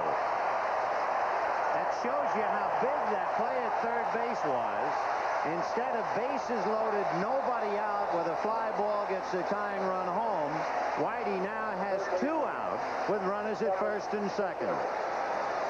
With good pitching goes good defense, and Tudor certainly has been a fine pitcher, and the 2 defensive plays that he needed, he got. He got one from Willie McGee on the ball hit by Uribe in that second inning, and on his bunt play, Pendleton and Ozzie Smith. So Kevin Mitchell coming up. He has singled to center and fouled out to Jim Lindemann.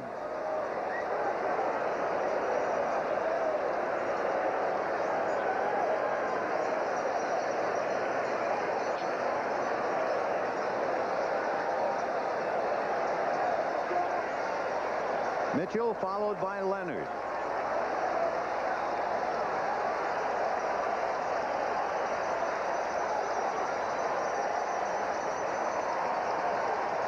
Time. Well, that was a case of not shaking him off by shaking your head, but just staring him down. Tudor, he's very definite as to what he wants to throw, and that's the way it should be.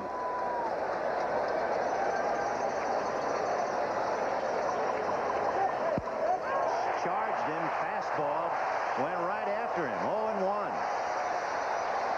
Kevin was looking for that ball on the outside part of the plate, and Tudor came in with a fastball. You're not going to register much on the radar gun with his fastball, but the way he's using it and spotting it is very difficult. No balls and 1 strike. And another. He keeps looking for that ball outside, and he's not getting it. 0-2 to Kevin Mitchell. 2 on, 2 out in the 5th. Cardinals 1, Giants nothing.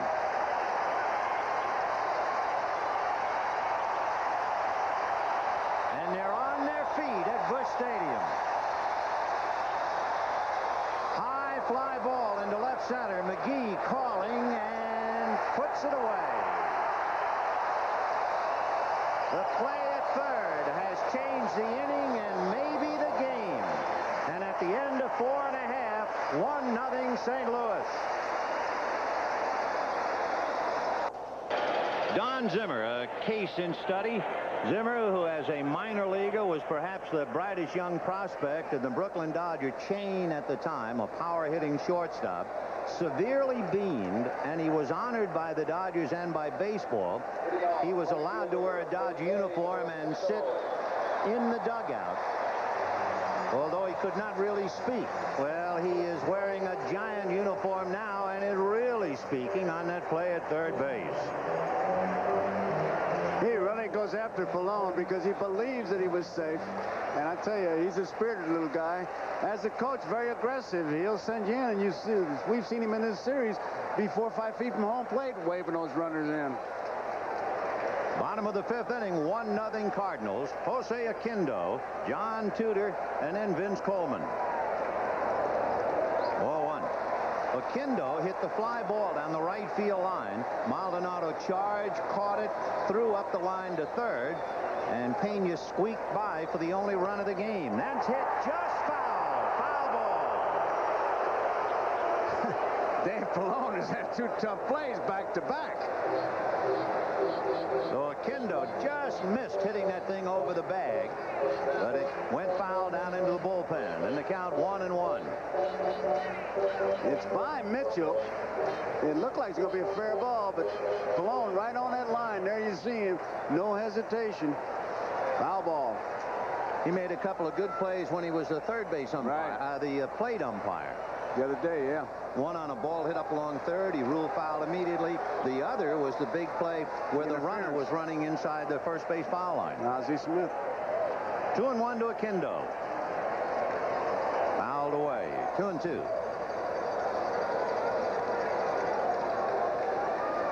Dave Dravecky and John Tudor.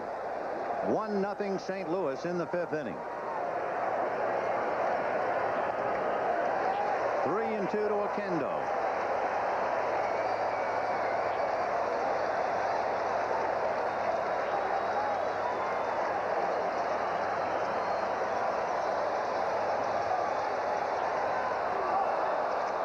Strikeout number 6 for Dave Dravecky. He has now struck out 3 of the last 4 batters he's faced. Got that old-fashioned pitcher's duel. The defensive play that was not made is what's hurt Dravecky so far. And there's that high fastball they can't lay off, and he picks up strikeout number 6.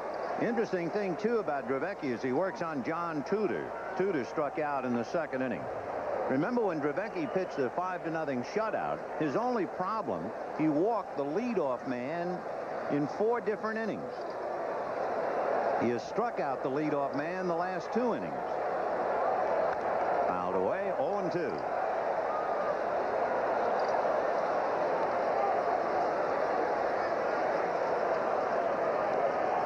John Tudor has had 2 tough innings. In the 2nd, saved by McGee, and in the 5th, saved on the play by Pendleton to Smith. So that becomes strikeout number 7. That's 3 consecutive strikeouts, and 4 of the last 5 hitters he's faced, Davis struck him out. And Vince Coleman coming up. Boy, look at those numbers. 13 innings, 13 strikeouts. And that earned run is a bit tainted. Whatever happened with Candy Maldonado, we can only assume that for the 2nd time in the series, he lost the ball in the lights. Vince Coleman has played pepper with Jose Uribe. Twice he has grounded to short. Pop foul off to the right. Melvin, a late start, but it will not make any difference. It's in the stands. 0-1. For Coleman, he has been completely shut down against left-hand pitching, and that means a great deal to the Cardinal attack. Coleman is 0 for 10 against left-hand pitching, and they can't go very far without him. Going into the game, we told you, the switch hitters turning to hit right-handed against left-hand pitching. The Cardinal switch hitters have hit 140, and the entire team had hit 169 against left-handers. No balls, 1 strike. 1-1.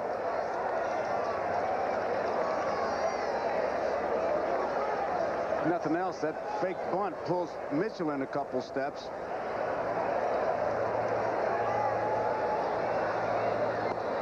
On the corner, 1-2. Dravecky has retired the last 6 in a row since the single by Tommy Herr.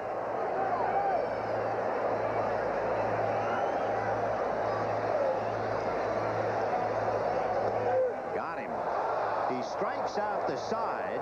That gives him 8 strikeouts in the game. He has struck out 4 in a row, and it is 1-0 St. Louis. He's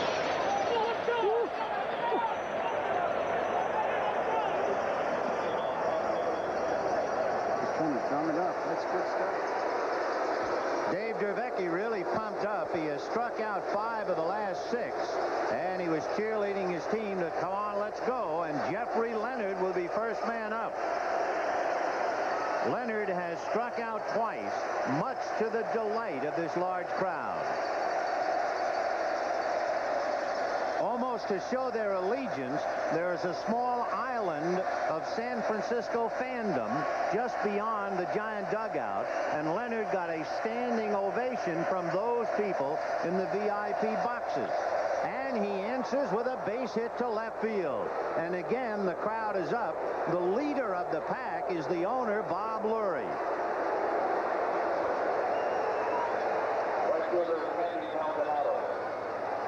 There they are, and Mr. Lurie in the lower right-hand corner along with his wife, Connie. There's Bob and Connie Lurie. So Leonard is aboard, and Maldonado the batter, followed by Chili Davis. John Tudor is getting into a dangerous area. Tudor is a little bit like Danny Cox. If you count his pitches, he gets to a certain area and then trouble. Well, you can see 90 pitches is his bottom line, and he has now made 88, surrendering a base hit along the way. 0-1.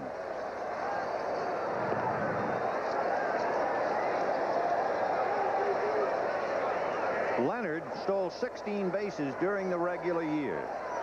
So Maldonado has hit 2 fly balls to center. 1-0 Cardinals, top of the 6th inning. Leonard gets out there. I mean, he's challenging Tudor.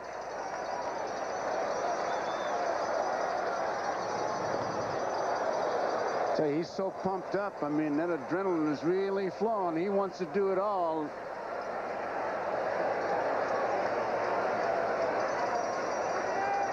Right foot on the rug.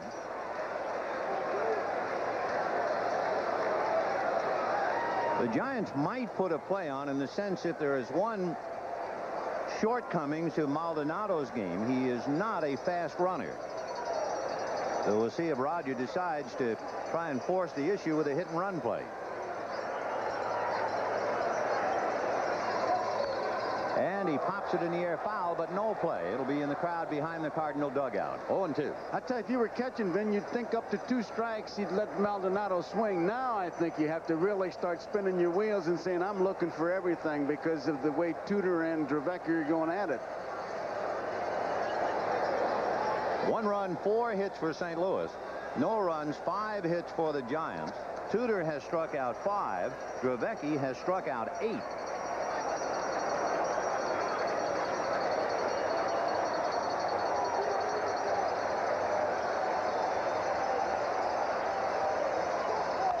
And that's hit foul down the right field line, out of play, and it's still 0-2.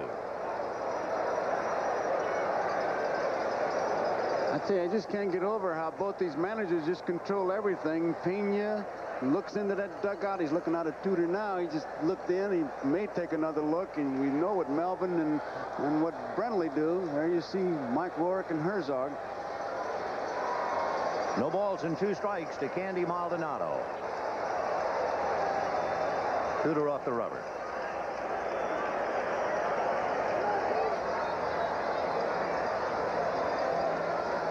The Giants have left 5 so far in 5 innings. There's the ground ball to Tommy Herr. He has to get the front man, and that's all.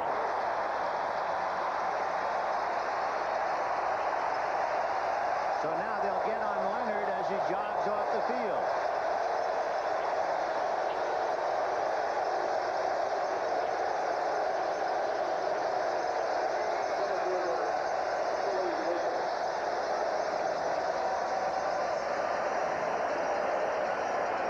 So 1 out as Leonard is forced by Maldonado, and the batter is Chili Davis.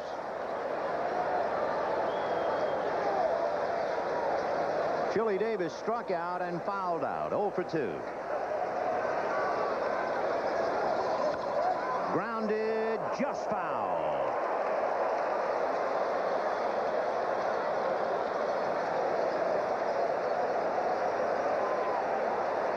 He's low inside. He gets around on it. And Pendleton has no chance, but she's just barely foul. Close plays. Boy, you have to have the eye of a diamond cutter down there to Pallone is right on it. 0-1 the count to Chili Davis. Will Clark on deck.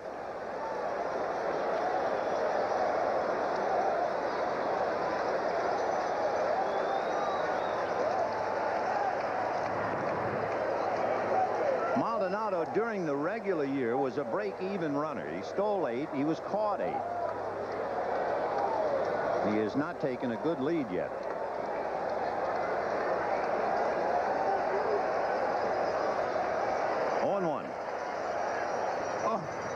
He had him leaning, and he wasn't off that far.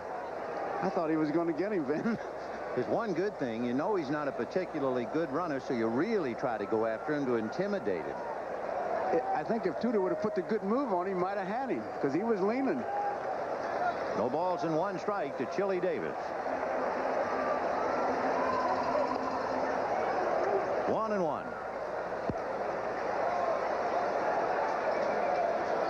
Maldonado staring over to Don Zimmer. to see if there might be a play on. And Chili Davis had a long look.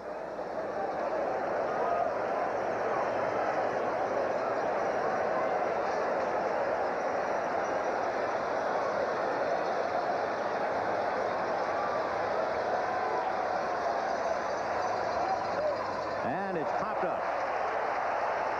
It will be Lindemann.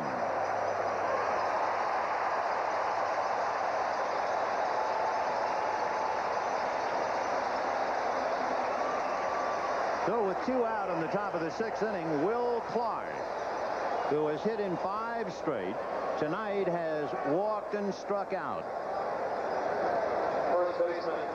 We'd like to remind our viewers we'll be selecting the NBC Miller Lite Player of the Game at the conclusion of the ball game. Remember, Tudor got Clark on a good fastball. 2 good fastballs for the last 2 strikes.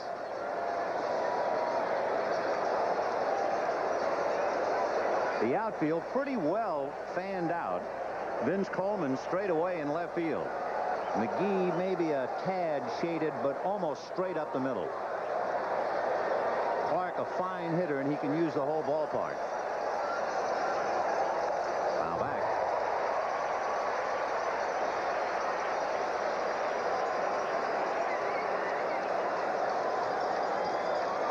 A couple of years ago, playing on the United States Olympic team, now not only in the big leagues, trying to get to the World Series. And hitting about the same as he did then. He just felt he could hit anywhere, and he has pretty well shown it. Oh, a little spinner. He could have flipped that thing around the corner.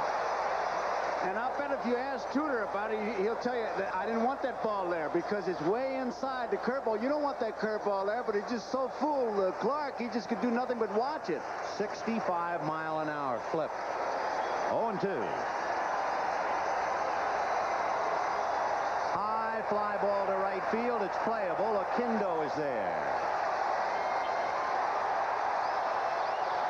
No runs, 1 hit, a man left at the end of 5.5. The Cardinals won, and the Giants nothing. A glimpse into the Cardinal dugout, and John Tudor saying, "Oh no, no."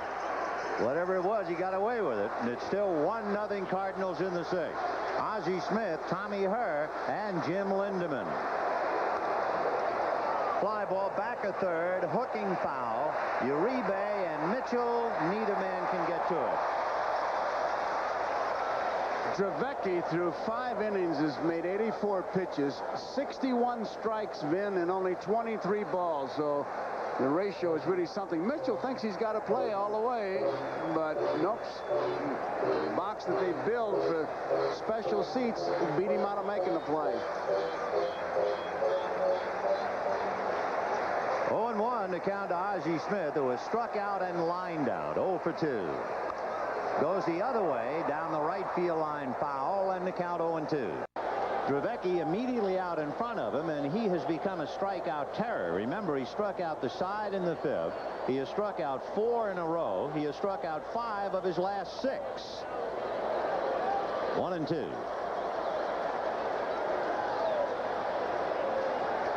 Dravecky with 8 strikeouts. Time.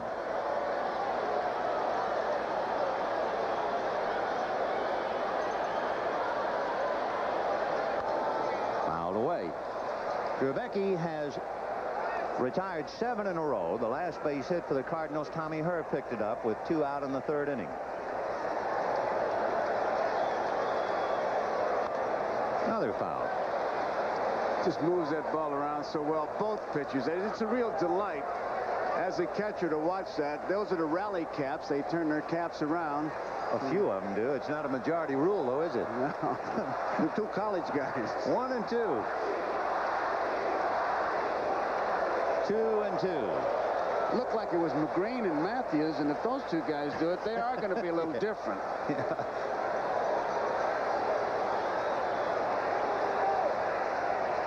Two balls and 2 strikes. Fly ball, and it'll be Chili Davis.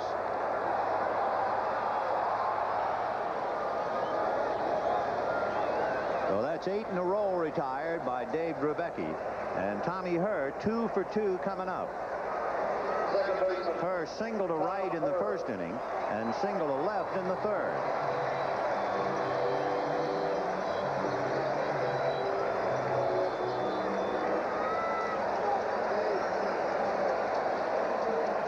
Outside of the one ball that was apparently lost in the lights by Maldonado, Dravecky and Tudor are dead even. But that has become a big difference. Tudor has been in some kind of trouble in almost every inning. Tudor retired the side in order only in the fourth. No balls, 1 strike. Fouled away. Dravecky usually comes inside more during the ball game, but so far he has just shown him that pitch, and he has literally owned the outside corner. He's been hitting it with his cut fastball and that backdoor slider. No balls and 2 strikes to Tommy Herr. And he rolls it slowly to Uribe. He's rolling along now. That's 9 in a row retired by Dave Dravecky, who, by the way, is due to bat third when the Giants come up in the 7th. They have Bob Melvin, Jose Uribe, and then Dravecky. Jim Lindemann, single to center, fly to left, 1 for 2. The only run way back in the 2nd inning.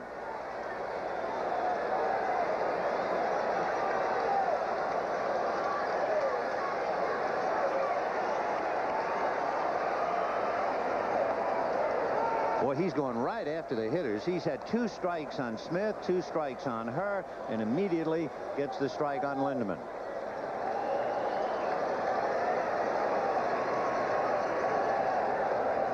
One and one. Terry Pendleton on deck.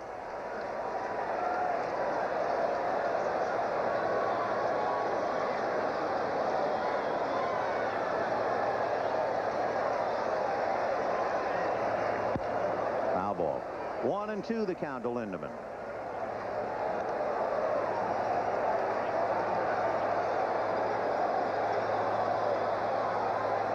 Giants have been frustrated on a fine running catch by Willie McGee with 2 on and 1 out, and the bunt that was turned into a forced play at third. The Cardinals have really had only 1 rally. That's when they had first and third and 2 out in the first inning. Their run came on the ball that wound up eluding Maldonado for a triple. And right up the middle.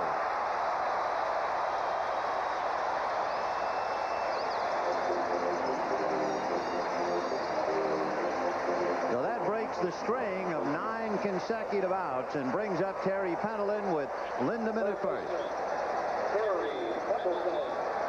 Ball's the outside part of plate and just sent it right through his leg. Dravecky got the glove there, but a bit late. Pendleton has not been able to lay off the high fastball, and he struck out twice. Pendleton with 3 hits in the series, batting only 176.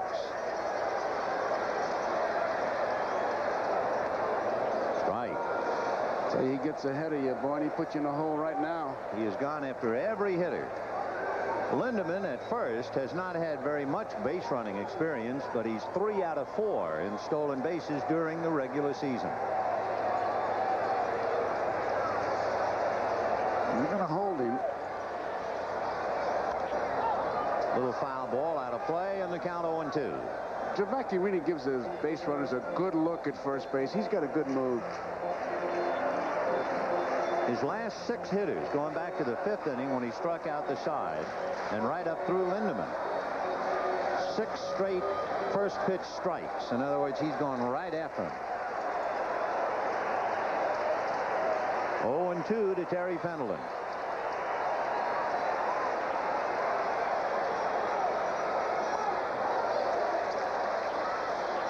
Trying to get him to chase it. He just wouldn't do it that time.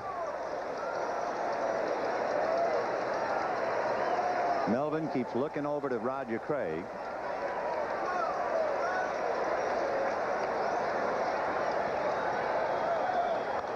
Fouled away.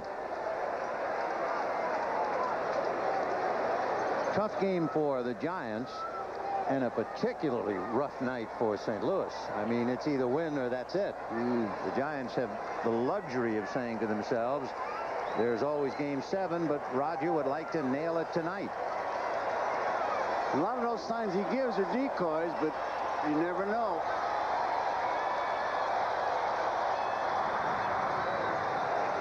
I tell you, Lindemann was leaning, I thought. 1-2 to Terry Pendleton. 2 out in the 6th. 1-0 Cardinals. Tony Pena on deck.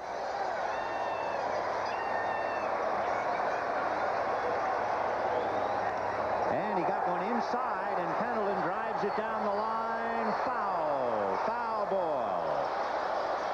Eric Gregg right on the line to call it easily. One of the few pitches Pendleton got inside. Boy, he was quick to open up on it. Pulled it too much. The fans doing a little bit of umpiring, but a big Eric Gregg was right there on top of it. All of the Giants down in the bullpen are standing up and pointing up towards the stands. Now the police and ushers are pointing up to the stand. Naturally, we have to assume someone was throwing something out of the stand, perhaps in the direction of Jeffrey Leonard. That doesn't take too much detective work to come to that assumption. Well, I think somebody spilled something on him, and he says he's all right because they were going to bring the towel out to him. There's the ball hit, and it was fouled by some 3 feet. Now watch as Leonard will come into the picture. Ah, there it is. Oh, see it? yeah. Yeah. A shower. That's really uncalled for. Yeah, it's great to boo. There's nothing wrong with that, or hollering or waving signs, but when you actively interfere with a player, that's really dirty pool. You'll really see it with this shot, I'm sure. There he goes over, and there's the spray. And now they're out in left field corner. The ushers, the police, the umpires, they pick the guy out, and he will be ejected. There you see the meeting.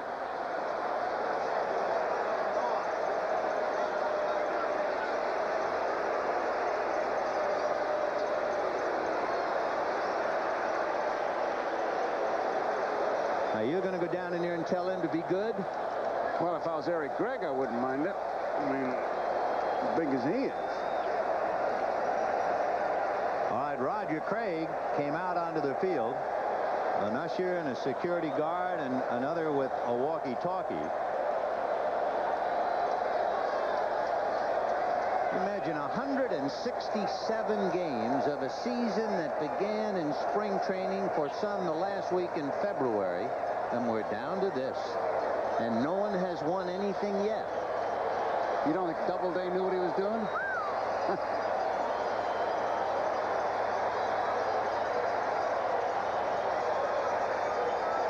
1 ball, 2 strikes. The attendance, 55,331. 55,331.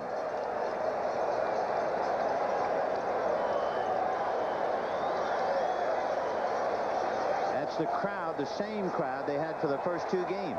Each of the first 2. Bouncer to Dravecki. Nice play as he goes up the ladder and throws him out. No runs, 1 hit as Lindemann is left at first. At the end of 6, 1-0 St. Louis. We'll be back after these messages from your local station. NFL strike tonight at 10. The 1987 National League Championship Series is brought to you.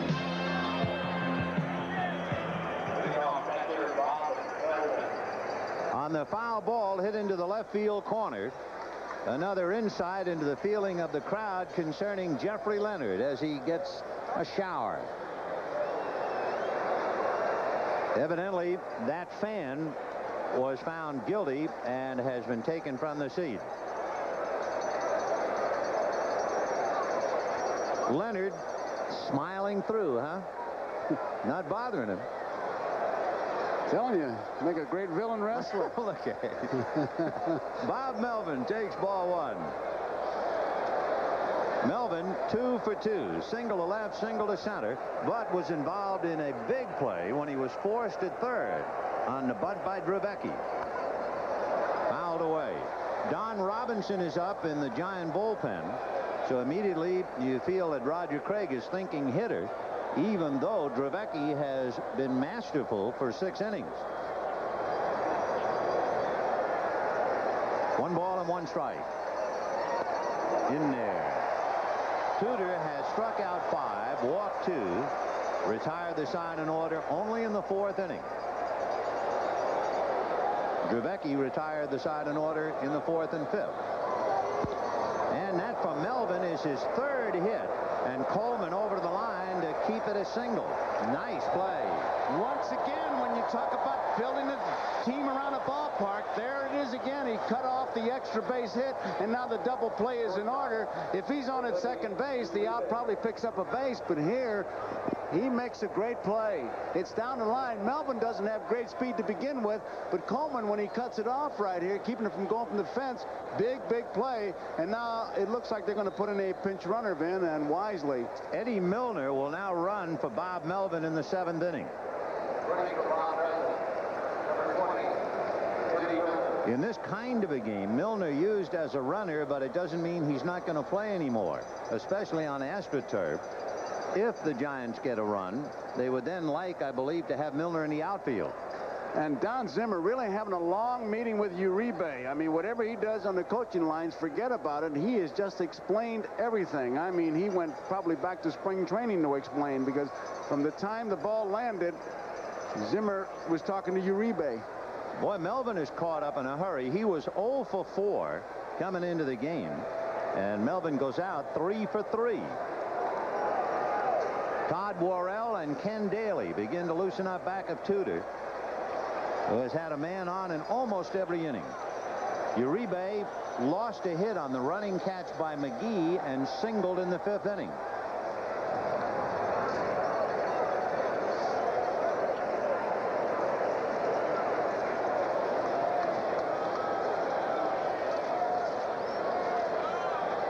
Milner, in limited service, stole 10 bases, but he was caught 9 times. And the bunt is down, and Tudor barehanded it. So the sacrifice is in the books, and that gets Milner, representing the tying run, to second base with 1 out. And Dravecky is gone back into the dugout. Bob Brenly comes up the steps, since they're going to need a catcher anyway, having taken Melvin out for the runner. And Bob Melvin will bat for Dravecky and then stay in the game behind the plate.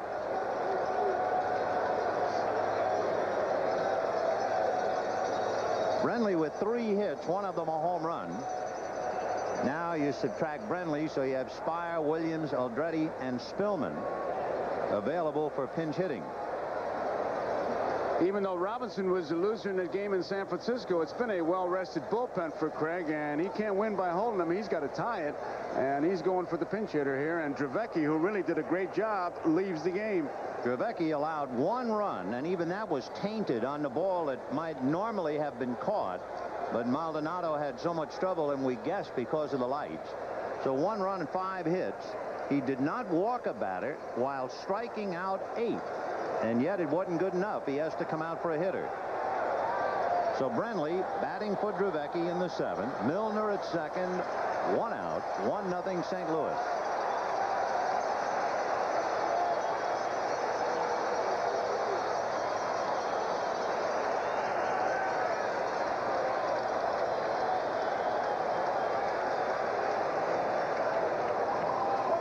Ball 1. Brenly followed by the leadoff man, Robbie Thompson. In the series, Brenly has struck out a half a dozen times in 13 at-bats.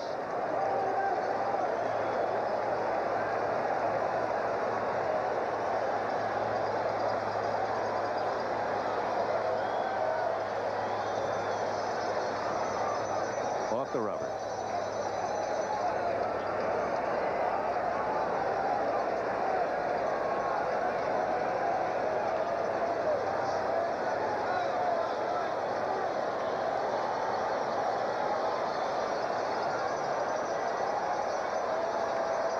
Smith to the bag, but no throw.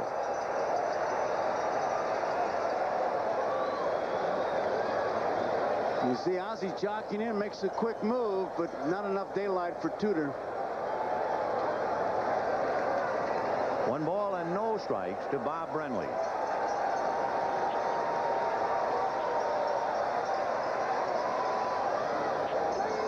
Fouled away. Tommy Hurd tried to help out a little bit as Ozzie went back to his normal depth at short. Hurd tried to do a little bird dogging, going towards the bag, trying to fake Milner back. But at the same time, especially with someone who's been keeping the ball away and throwing sinkers, Hurd can't be caught out of position. 1-1. They are like movable bookends trying to put the squeeze on him.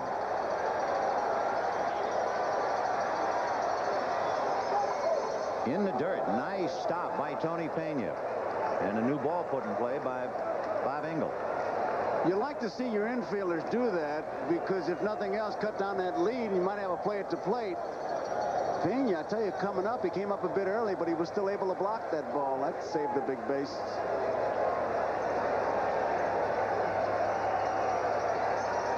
Two balls and 1 strike. Milner at second, 1 out in the 7th, 1-0 St. Louis. Little pop fly. It'll be Terry Pendleton.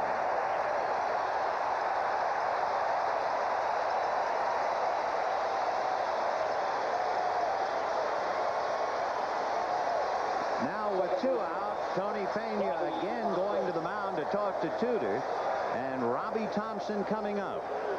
Thompson struck out in the 1st inning, walked in the 3rd, flied to center in the 5th. Robbie Thompson brings up a rather glistening set of credentials, doesn't he, with 2 out and runners in scoring position.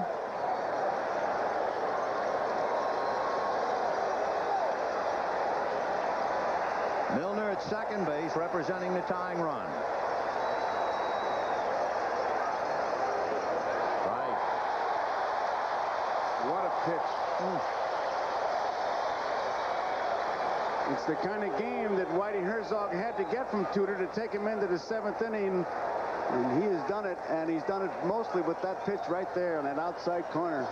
Tudor is due to bat 4th when the Cardinals hit in the bottom of the 7th.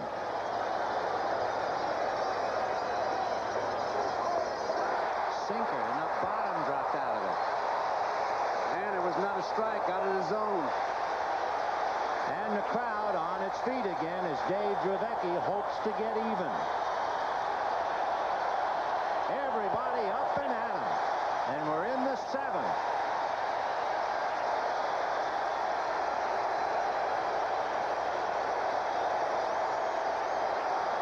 Oh, 2. Ball 1.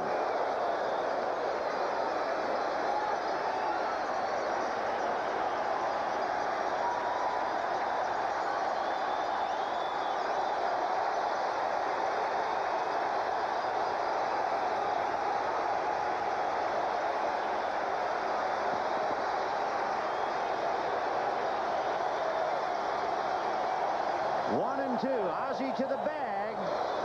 No play.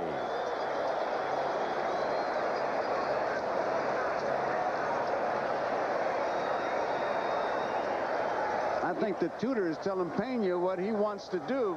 There's really no strategy involved here with that count. 2 strikes and 1 ball, 2 outs. Got to get that hitter. Eddie Milner running for Bob Melvin, who had collected his 3rd hit, representing the tying run. 1 ball and 2 strikes to Robbie Thompson.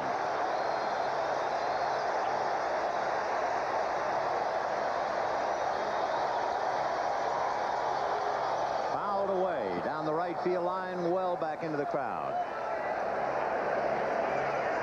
And Dravecky, what is it? They also serve who only stand and wait. He did a lot more than wait. He pitched great through 6 innings, struck out 8, allowed 1 run on a ball misplayed in right field. And now Robbie Thompson is trying to get him even. 1-2. Got him.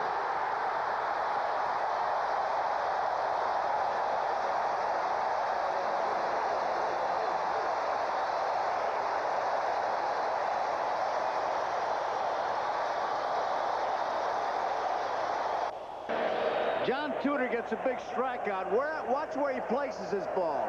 It's way out of the strike zone. Robbie Thompson can't come close to hitting it. A big out, and Thompson knows, and he just chased a bad ball. We go to the bottom of the 7th inning with the Cardinals leading 1-0, and the Giants change their battery. Don Robinson on the mound, and behind the plate, Bob Brenly, who had batted for Drevecki.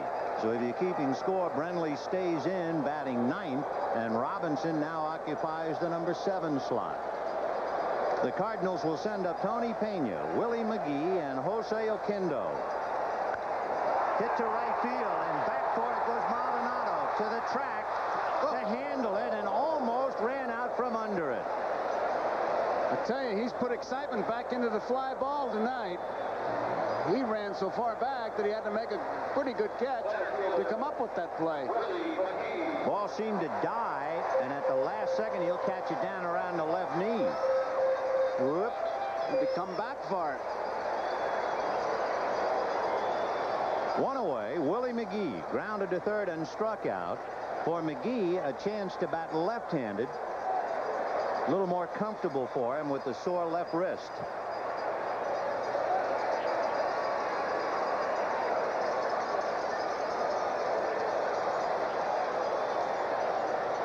One ball and no strikes.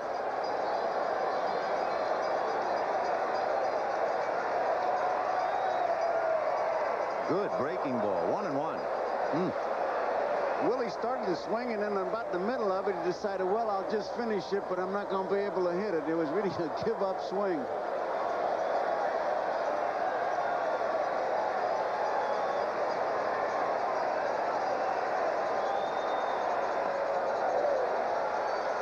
We saw Robinson once before in the series.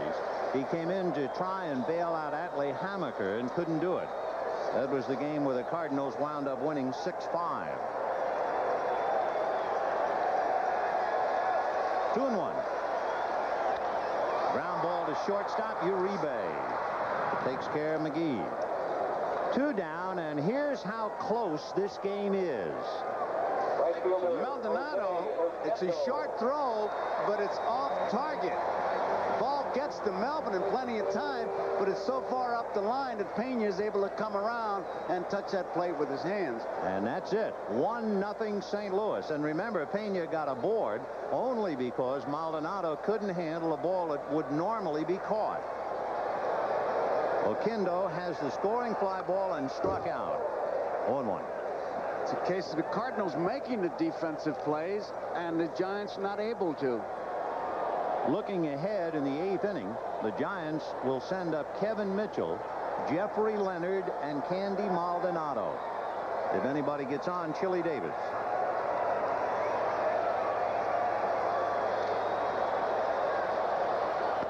That's a strike.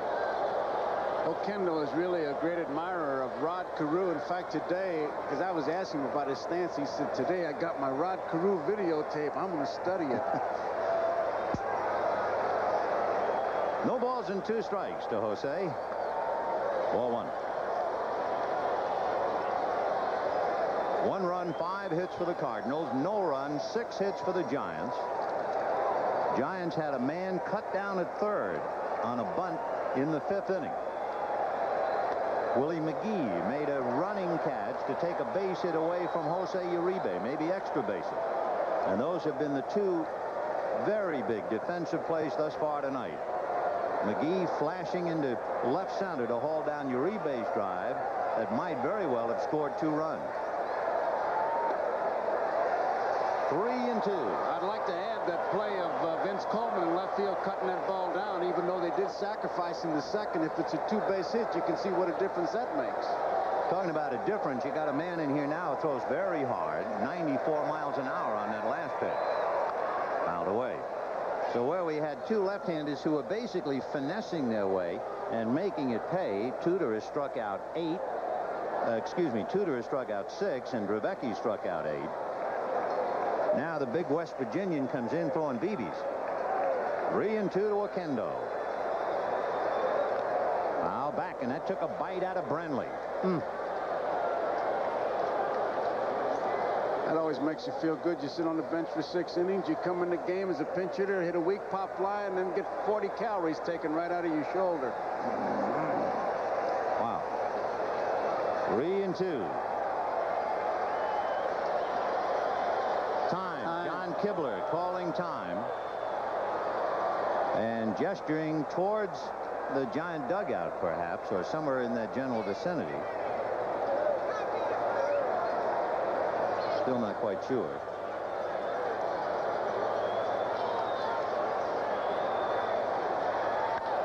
That sliced to left center, but Chili Davis was shading him there, and Leonard comes in front of him to pick it off. So the Cardinals tiptoe through the 7th, and at the end of 7, the Cardinals 1, the Giants nothing. Mitchell, Leonard, Maldonado. Well, we got a dandy going here as we go to the 8th. Kevin Mitchell, single to center, fouled out and flied to center, followed by Jeffrey Leonard, who has 1 hit in 3 trips, and Candy Maldonado, who is 0 for 3. Down in the Cardinal bullpen, Todd Worrell is throwing. Mike Rourke, the pitching coach, is checking. And then Worrell, if they need a left-hander, would be joined by Ken Daly. This Cardinal ball club, then, it seems like when they need that big shutout, like against Montreal, they got a double shutout, 6 hits in 2 games and win both. Whitey figured that was a showdown doubleheader with Montreal, and in the first game, Joe McGrain outpitched Dennis Martinez 1-0. And the Cardinals came back to win the nightcap 3-0, but that's the only 1-0 game the Cardinals have won all year, and they're trying to do it here to stay alive. So Kevin Mitchell to start things off in the 8th. Ball 1. The only time John Tudor retired the side in order, it was in the 4th. Mitchell has single, fouled out, and flied to center.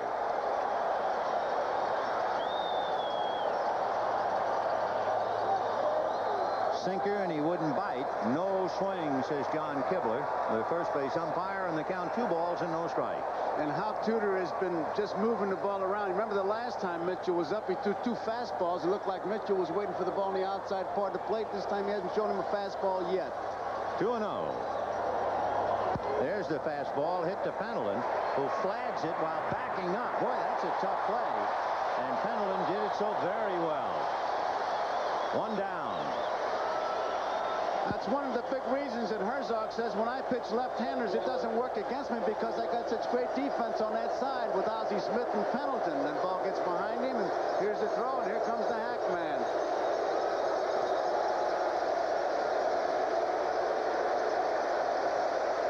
So 1 out in the 8th. Jeffrey Leonard struck out in the 1st, struck out in the 3rd, single to left in the 6th.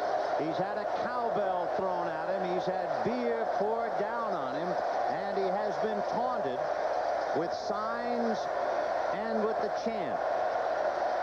Otherwise, it's been a very quiet night in the life of Jeffrey Leonard.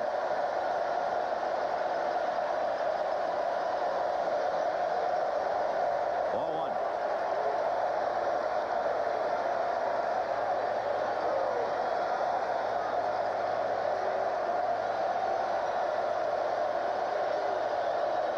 Here comes the chant, the taunt again. 1 ball and no strikes. Ball 2. I would think it takes tremendous discipline not only not to try so hard, but to start swinging at bad balls. I even thought that maybe part of it, when he caught the fly ball by Oquendo, he took it away from Chili Davis, and maybe he was trying a little too hard on that play. He wants to do it all. 2 balls and no strikes. Time. Todd Worrell joined by Ken Daly in the Cardinal bullpen. And then when he hit the home run off Tudor, he's got the 1 flap down. And he says, when I do that, that means that pitch has got nothing on it. More fuel. 2-0.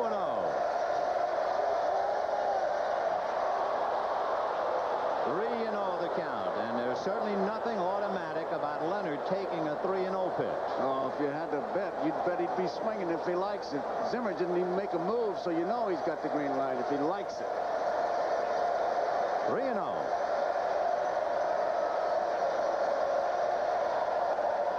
And he walked him. Then that is the third walk given up by John Tudor.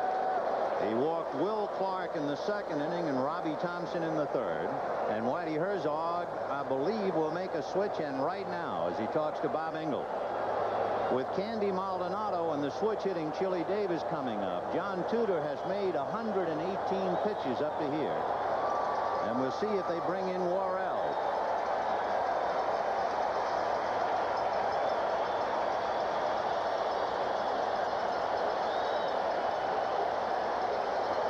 And they're going to the bullpen, and they want Todd Worrell. They're going to make a 2-for-1 switch. John Morris will come out of the dugout and go into right field. And John Tudor leads.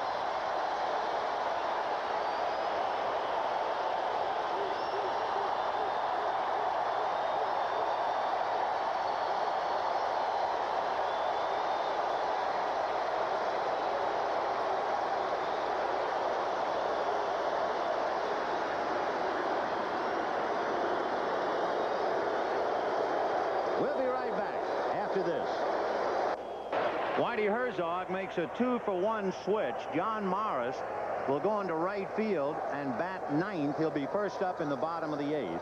Todd Worrell will go into Jose Oquendo's spot. That made the last out in the seventh. And Roger Craig decides to send up Mike Aldretti for Candy Maldonado. Aldretti 1 for 5 in the series. Solid left-hand hitter. Chili Davis, a switch hitter on deck. Ken Daly throwing back of Worrell in the Cardinal bullpen. And Leonard at first. Right. There's no doubt about Worrell. He's just going to rear back and fire. That radar gun's going to feel like it got a new set of batteries. It's going to register in the 90s, 97. That's a nice way to say hello to a hitter, but Aldretti is a very, very good one.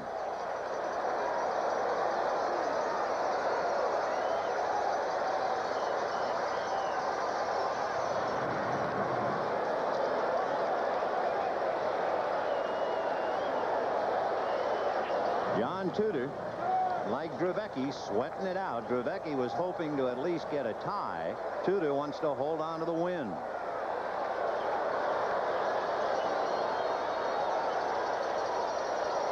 Foul back, 0-2. For Todd Worrell, this is his third appearance as you see Chili Davis on deck. Worrell in his third game has 1 save.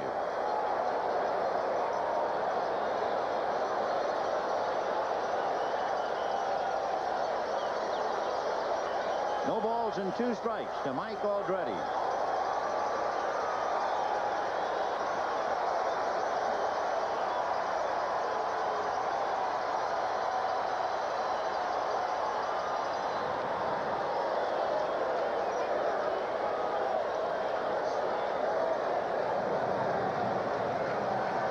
Jack Clark talking to John Tudor.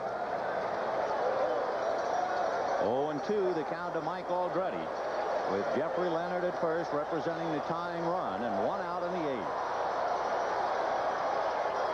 Foul back. Aldretti had a half a dozen hits coming off the bench, including a home run this year.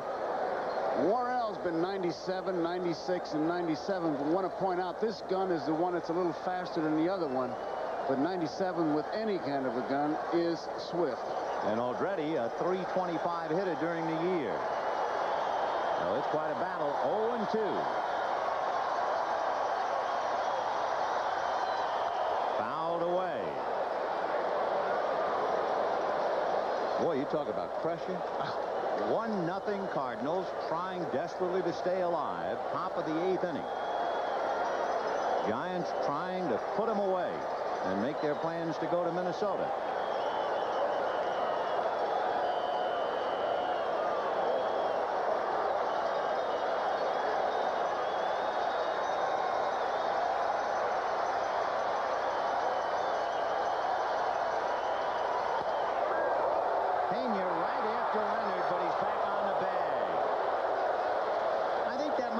Set pitch. Drive the hitter out of there and throw to first. What do you think? No, the set pitch inside, yes, to move him back. But Pena's on his knees. If you got a set pitch, you want to make a stronger throw than he made now. He's right down on his knees. He sees he's got a chance, and he just kind of fires it over there. Makes his ball club look good. But he came inside to move him back, definitely. 1-2. Got him. And that's why. And he pitched him away. The first time, but he set him up inside. Right. That was the setup pitch.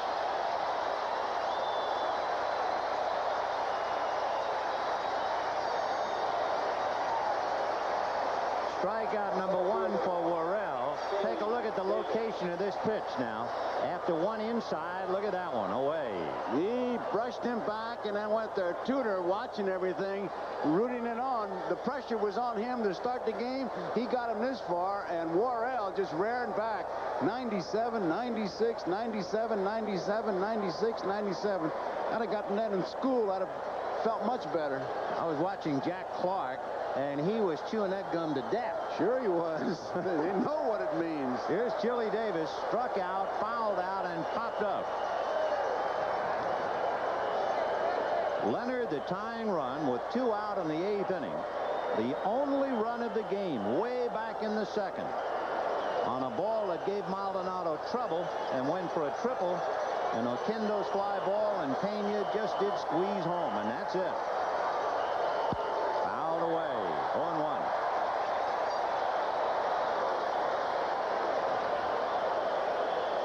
Whitey Herzog had most of his plans knocked askew.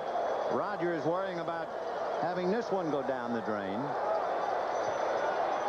1 run, 5 hits for the Cardinals. No runs, 6 hits for the Giants. Chili Davis with Will Clark on deck. That might be one reason why Ken Daly is still up in the bullpen. 0-2.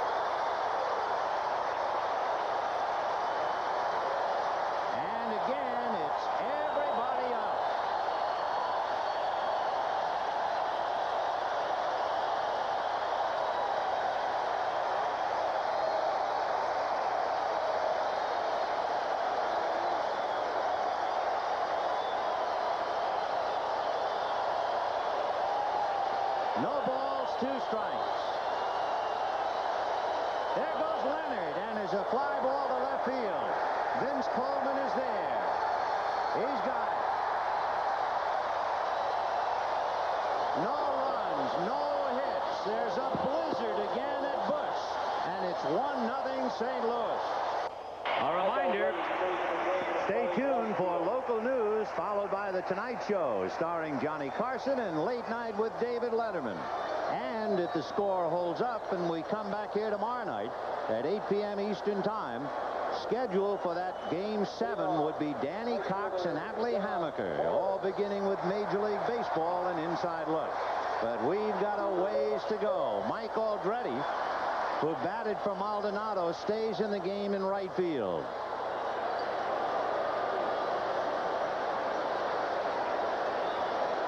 John Morris batting 9th, the right fielder for St. Louis. Strike. So Morris, who came in at the same time as Worrell, first chance to swing the bat tonight.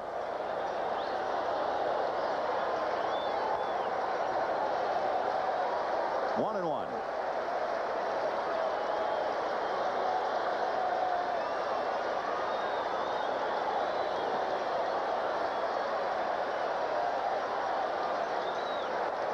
Strike on the inside corner. 1-2. Don Robinson trying to keep the Cardinals on the ground for Dave Dravecky. Robinson pitching his 2nd inning. Vince Coleman on deck, and then Ozzie Smith.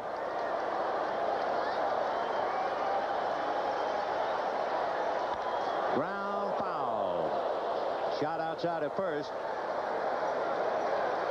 Still 1-2.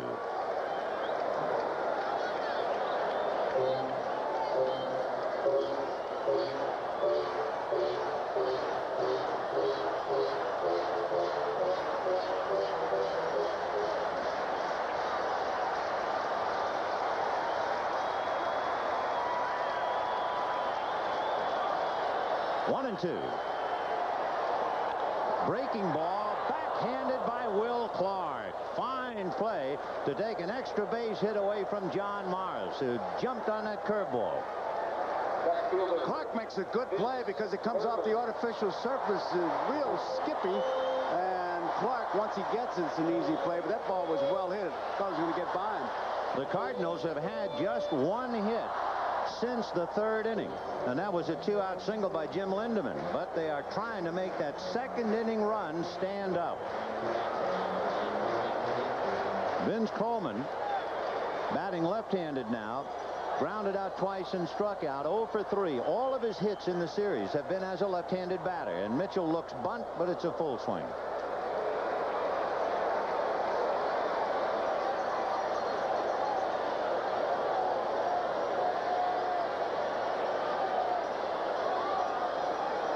Boy, it's hard for National League pitchers to realize Coleman yet to steal, bunts and hit while in the batter's box, and the count 0-2.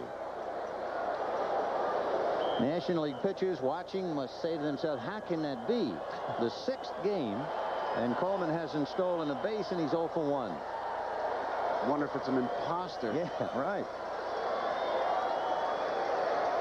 0-2.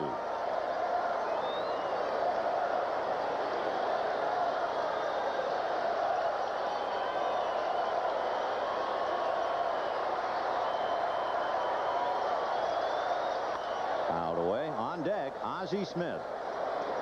55,331. Same crowd for each of the 3 games played at Busch Stadium. And of course at Candlestick Park they set an all-time crowd of 59,363. 0-2. Fouled at the plate, and that took a bite out of Brenly.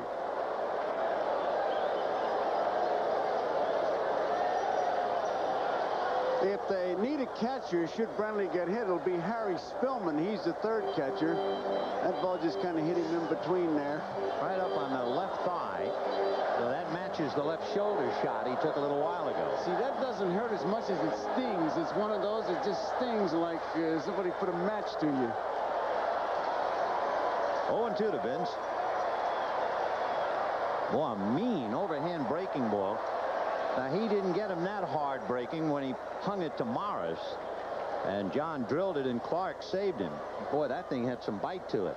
That one, he was hoping that Coleman would chase it because he had the big 2-strike count on him. He could afford to waste it.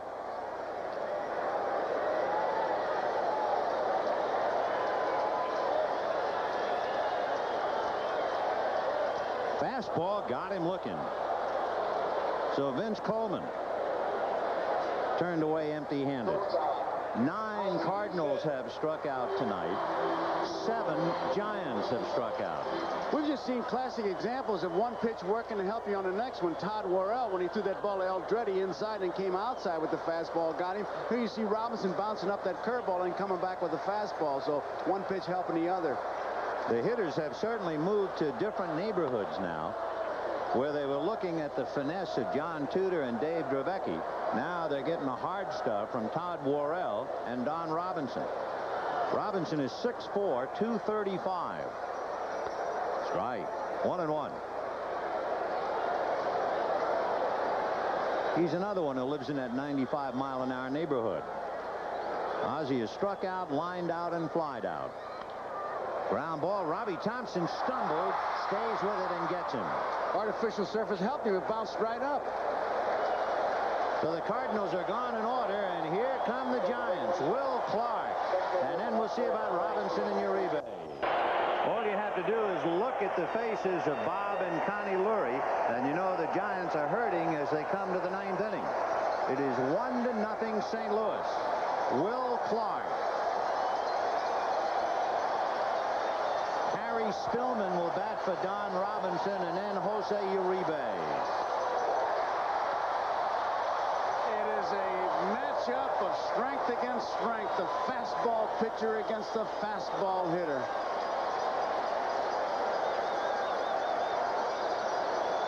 No balls, 1 strike. Foul. Strike 2. This crowd has been beside itself before the game started, and it has just kept building and building until they just want to tear the skies down. 0-2 to Will Clark.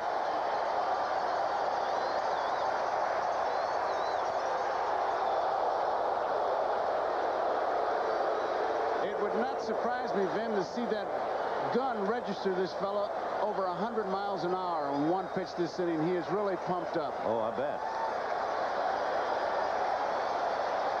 1-2 to Clark, who has walked, struck out, and flied to right. 2-2.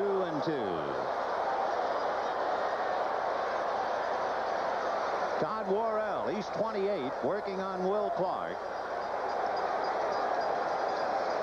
2 balls and 2 strikes. Worrell is 6'5", 210.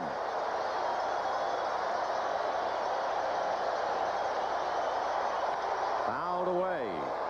One thing about Worrell, being such a hard thrower,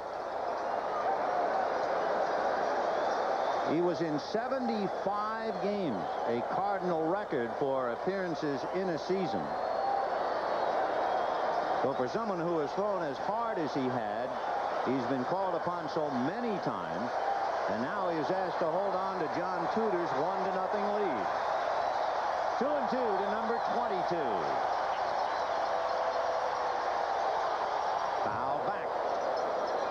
And there's not much finesse. He's still at 97, just getting a sign, and Pena's remembering, I'm putting down one finger, and here it comes. Would it be dirty fool if he ever came up with a changeup? Oh, I can't believe what pain the hitter would go through as he tried to keep his body in his shoes. 2-2, and Worrell off the rubber.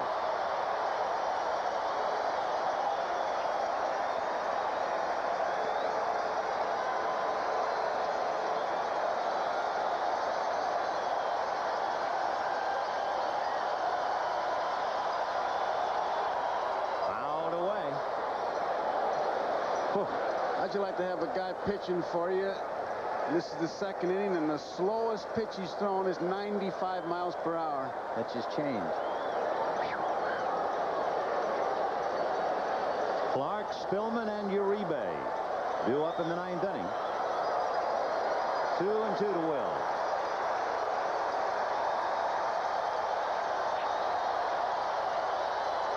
Fouled away again. That might have been ball 3. Did that look like a borderline pitch? It was high. I would definitely, but when the guy's throwing that hard, you don't have much chance to react. That's that old gag where you say to the umpire, that sounded high.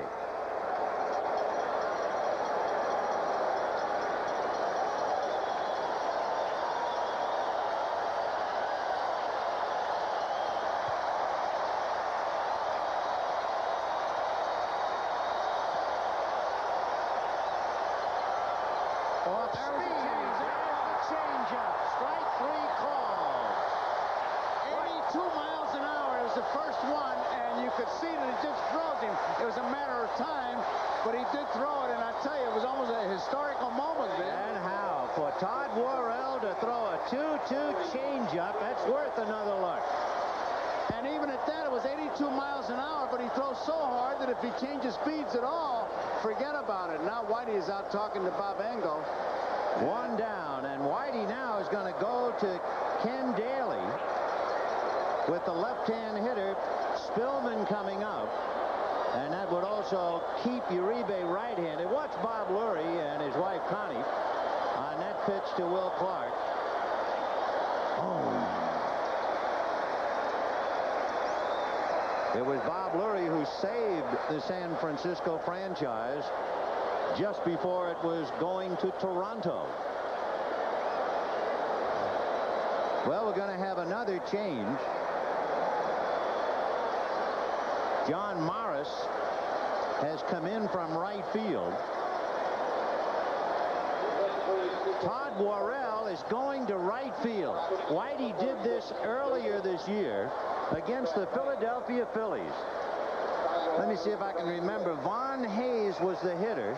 he sent Worrell to the outfield and brought Daly in to pitch. Daly got Hayes.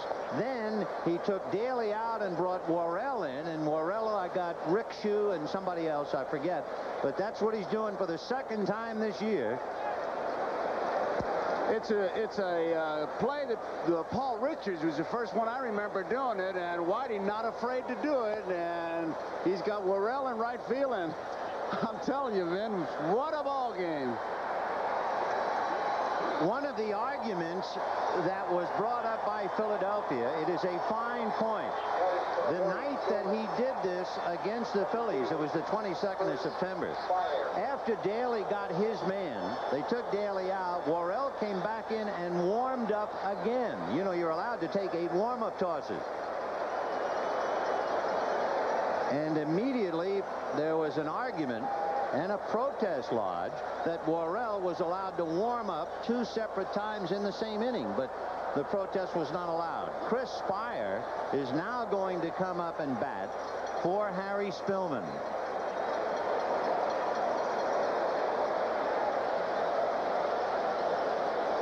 Boy, the wheels. Oh, have they been turning. So Will Clark is still thinking about that 2-2 changeup. And he was caught looking. It is still 1-0 in favor of St. Louis. And now here comes the confrontation. Daly and Spire. Will Clark is not finished. He's still hot in the dugout, but that's history. It's Ken Daly to pitch to Spire. Chris Spire, the youngest to play in the LCS, who was with the Giants way back in '71. The most inspirational player, winner of the Willie Mack Award this year, voted to the Giant player.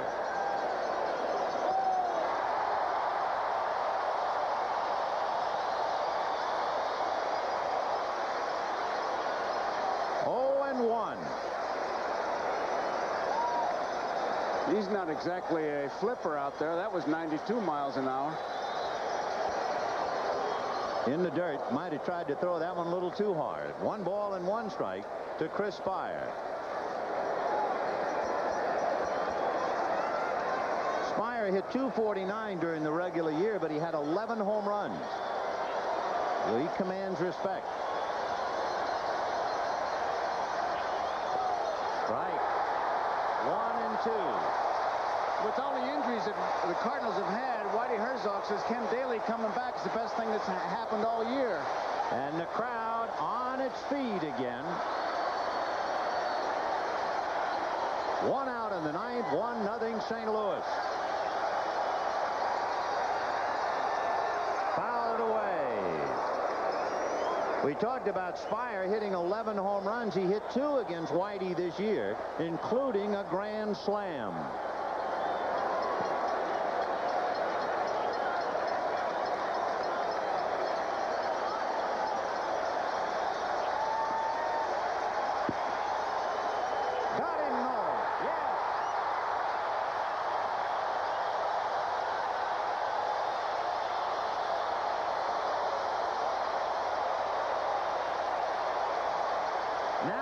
See if Worrell is brought back in to pitch to Uribe or not.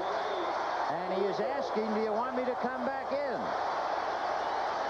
And Pena looks to the dugout, and Nick Leyva comes up and holds up both hands as if to say, wait a minute. Cardinals have too much pitching on the field. That was the gag. Daly said, I'm going so bad I was relieved by the right fielder. But he's not going to be relieved by the right fielder for the moment anyway. Uribe robbed of an extra base hit that might have given the Giants a couple of runs in the 2nd inning, singled in the 5th, sacrificed in the 7th, and this place is a madhouse.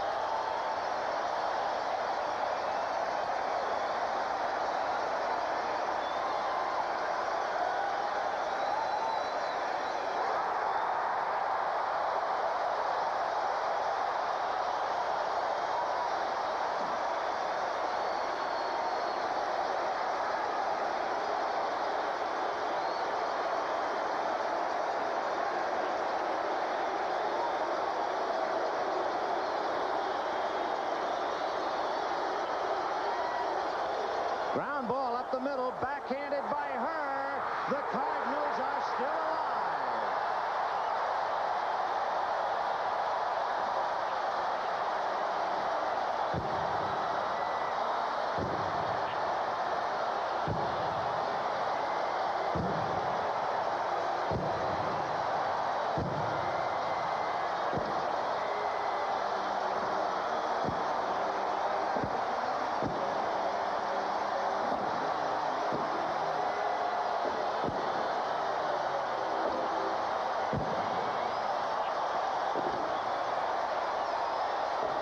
It took a lot. It took a great running catch by Willie McGee. It took a great throw from Pendleton to Ozzie Smith for the play at third. And it took tremendous pitching to beat the Giants tonight. But the Cardinals had all of that and kept Jeffrey Leonard quiet in the bargain. So the Cardinals shut out the Giants 1-0. There'll be a seventh game. Coxer and Hammaker, and we'll be back after this.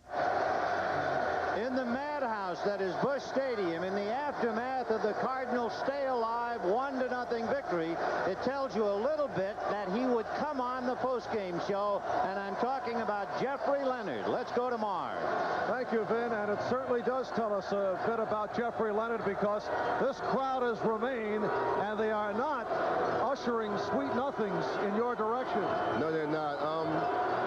They're in the flow of the ball game. As far as the Howland is concerned, I remember one time I got in trouble when I was a kid. I got yelled at more by my mother and father there, so, you know, this don't mean nothing. Tudor threw a great ball game, and they were the better ball club today. Now, tomorrow, won't fall. With all the hoopla concerning your statements and with things being tossed at you out in left field, how difficult was it for you to strike out the first two times? It really wasn't that difficult. You know, I got away from my game. I was a little bit more anxious. I was very strong tonight, and he got me chasing it at his pitch. As far as throwing the steel cowbells and the frozen hot dogs and, you know, all the money out there, yeah, it wasn't that much of a distraction, because, you know, I've learned how to erase that. Did you get hit by anything out there? Well, I went down into the left field corner, and they poured 2 cups of beer on me. And one of the cowbells just hit the side of my leg. Other than that, it was a regular ball game. You were a regular moving target out in left field. Well, you know, things happen, circumstances arise, and that's the way it is. The key play in the game, though, was the fly ball by Tony Pena to right field, and Candy Maldonado went down. What happened out there? What happened to Candy? You know, that's every outfielder's nightmare. You know, you are positioned right, and then all of a sudden you get the ball caught right in the lights at the last minute. You either have to just pray you catch it, duck, get out of the way, that doesn't hit you in the head. And unfortunately for the Giants, he lost it in the lights, and he went down in the ball in the ball out by. But I think every major league outfielder has been there before. Any message that you have for St. Louis fans as they chant Jeffrey, Jeffrey? They are still not louder than the fans in Chicago or Philadelphia. All right, Jeffrey, don't call me Jeff Leonard. Let's get back to Vin and Joe. All right, tonight's NBC Miller Lite player of the game is John Tudor.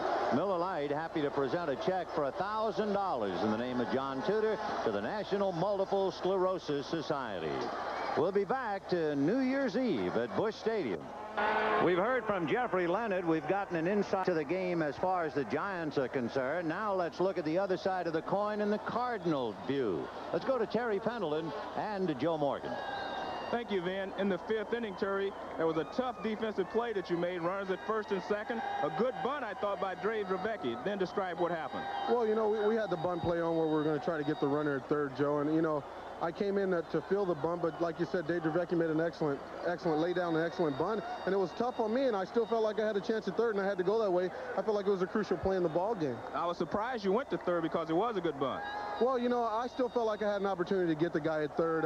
You know, Ozzie made a good play of stretching for the baseball, and, you know, there was a lot of controversy over there on the play, but the play went our way. The umpire called him out, and I'm happy about it. Here we get another look at the play. It was a very close play. You come up right away throwing to third.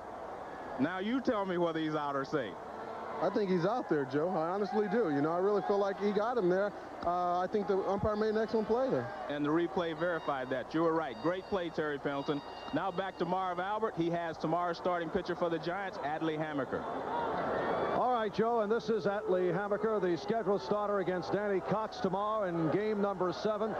Adley has made a remarkable comeback, sat out the entire 86 season, has come back very strong. You, though, have had problems on the road. At Candlestick, 9 up and 2 down, but away from San Francisco, a record of 1-8.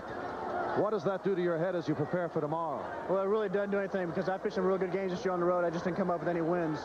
It's just, you know, right now it's a one-game series. I've got to go out there and pitch my game, and Roger feels he's got a lot of confidence in me. I just go out there and pitch the best way I can. You pitched well in game 3 out in San Francisco. Did you run out of gas, though?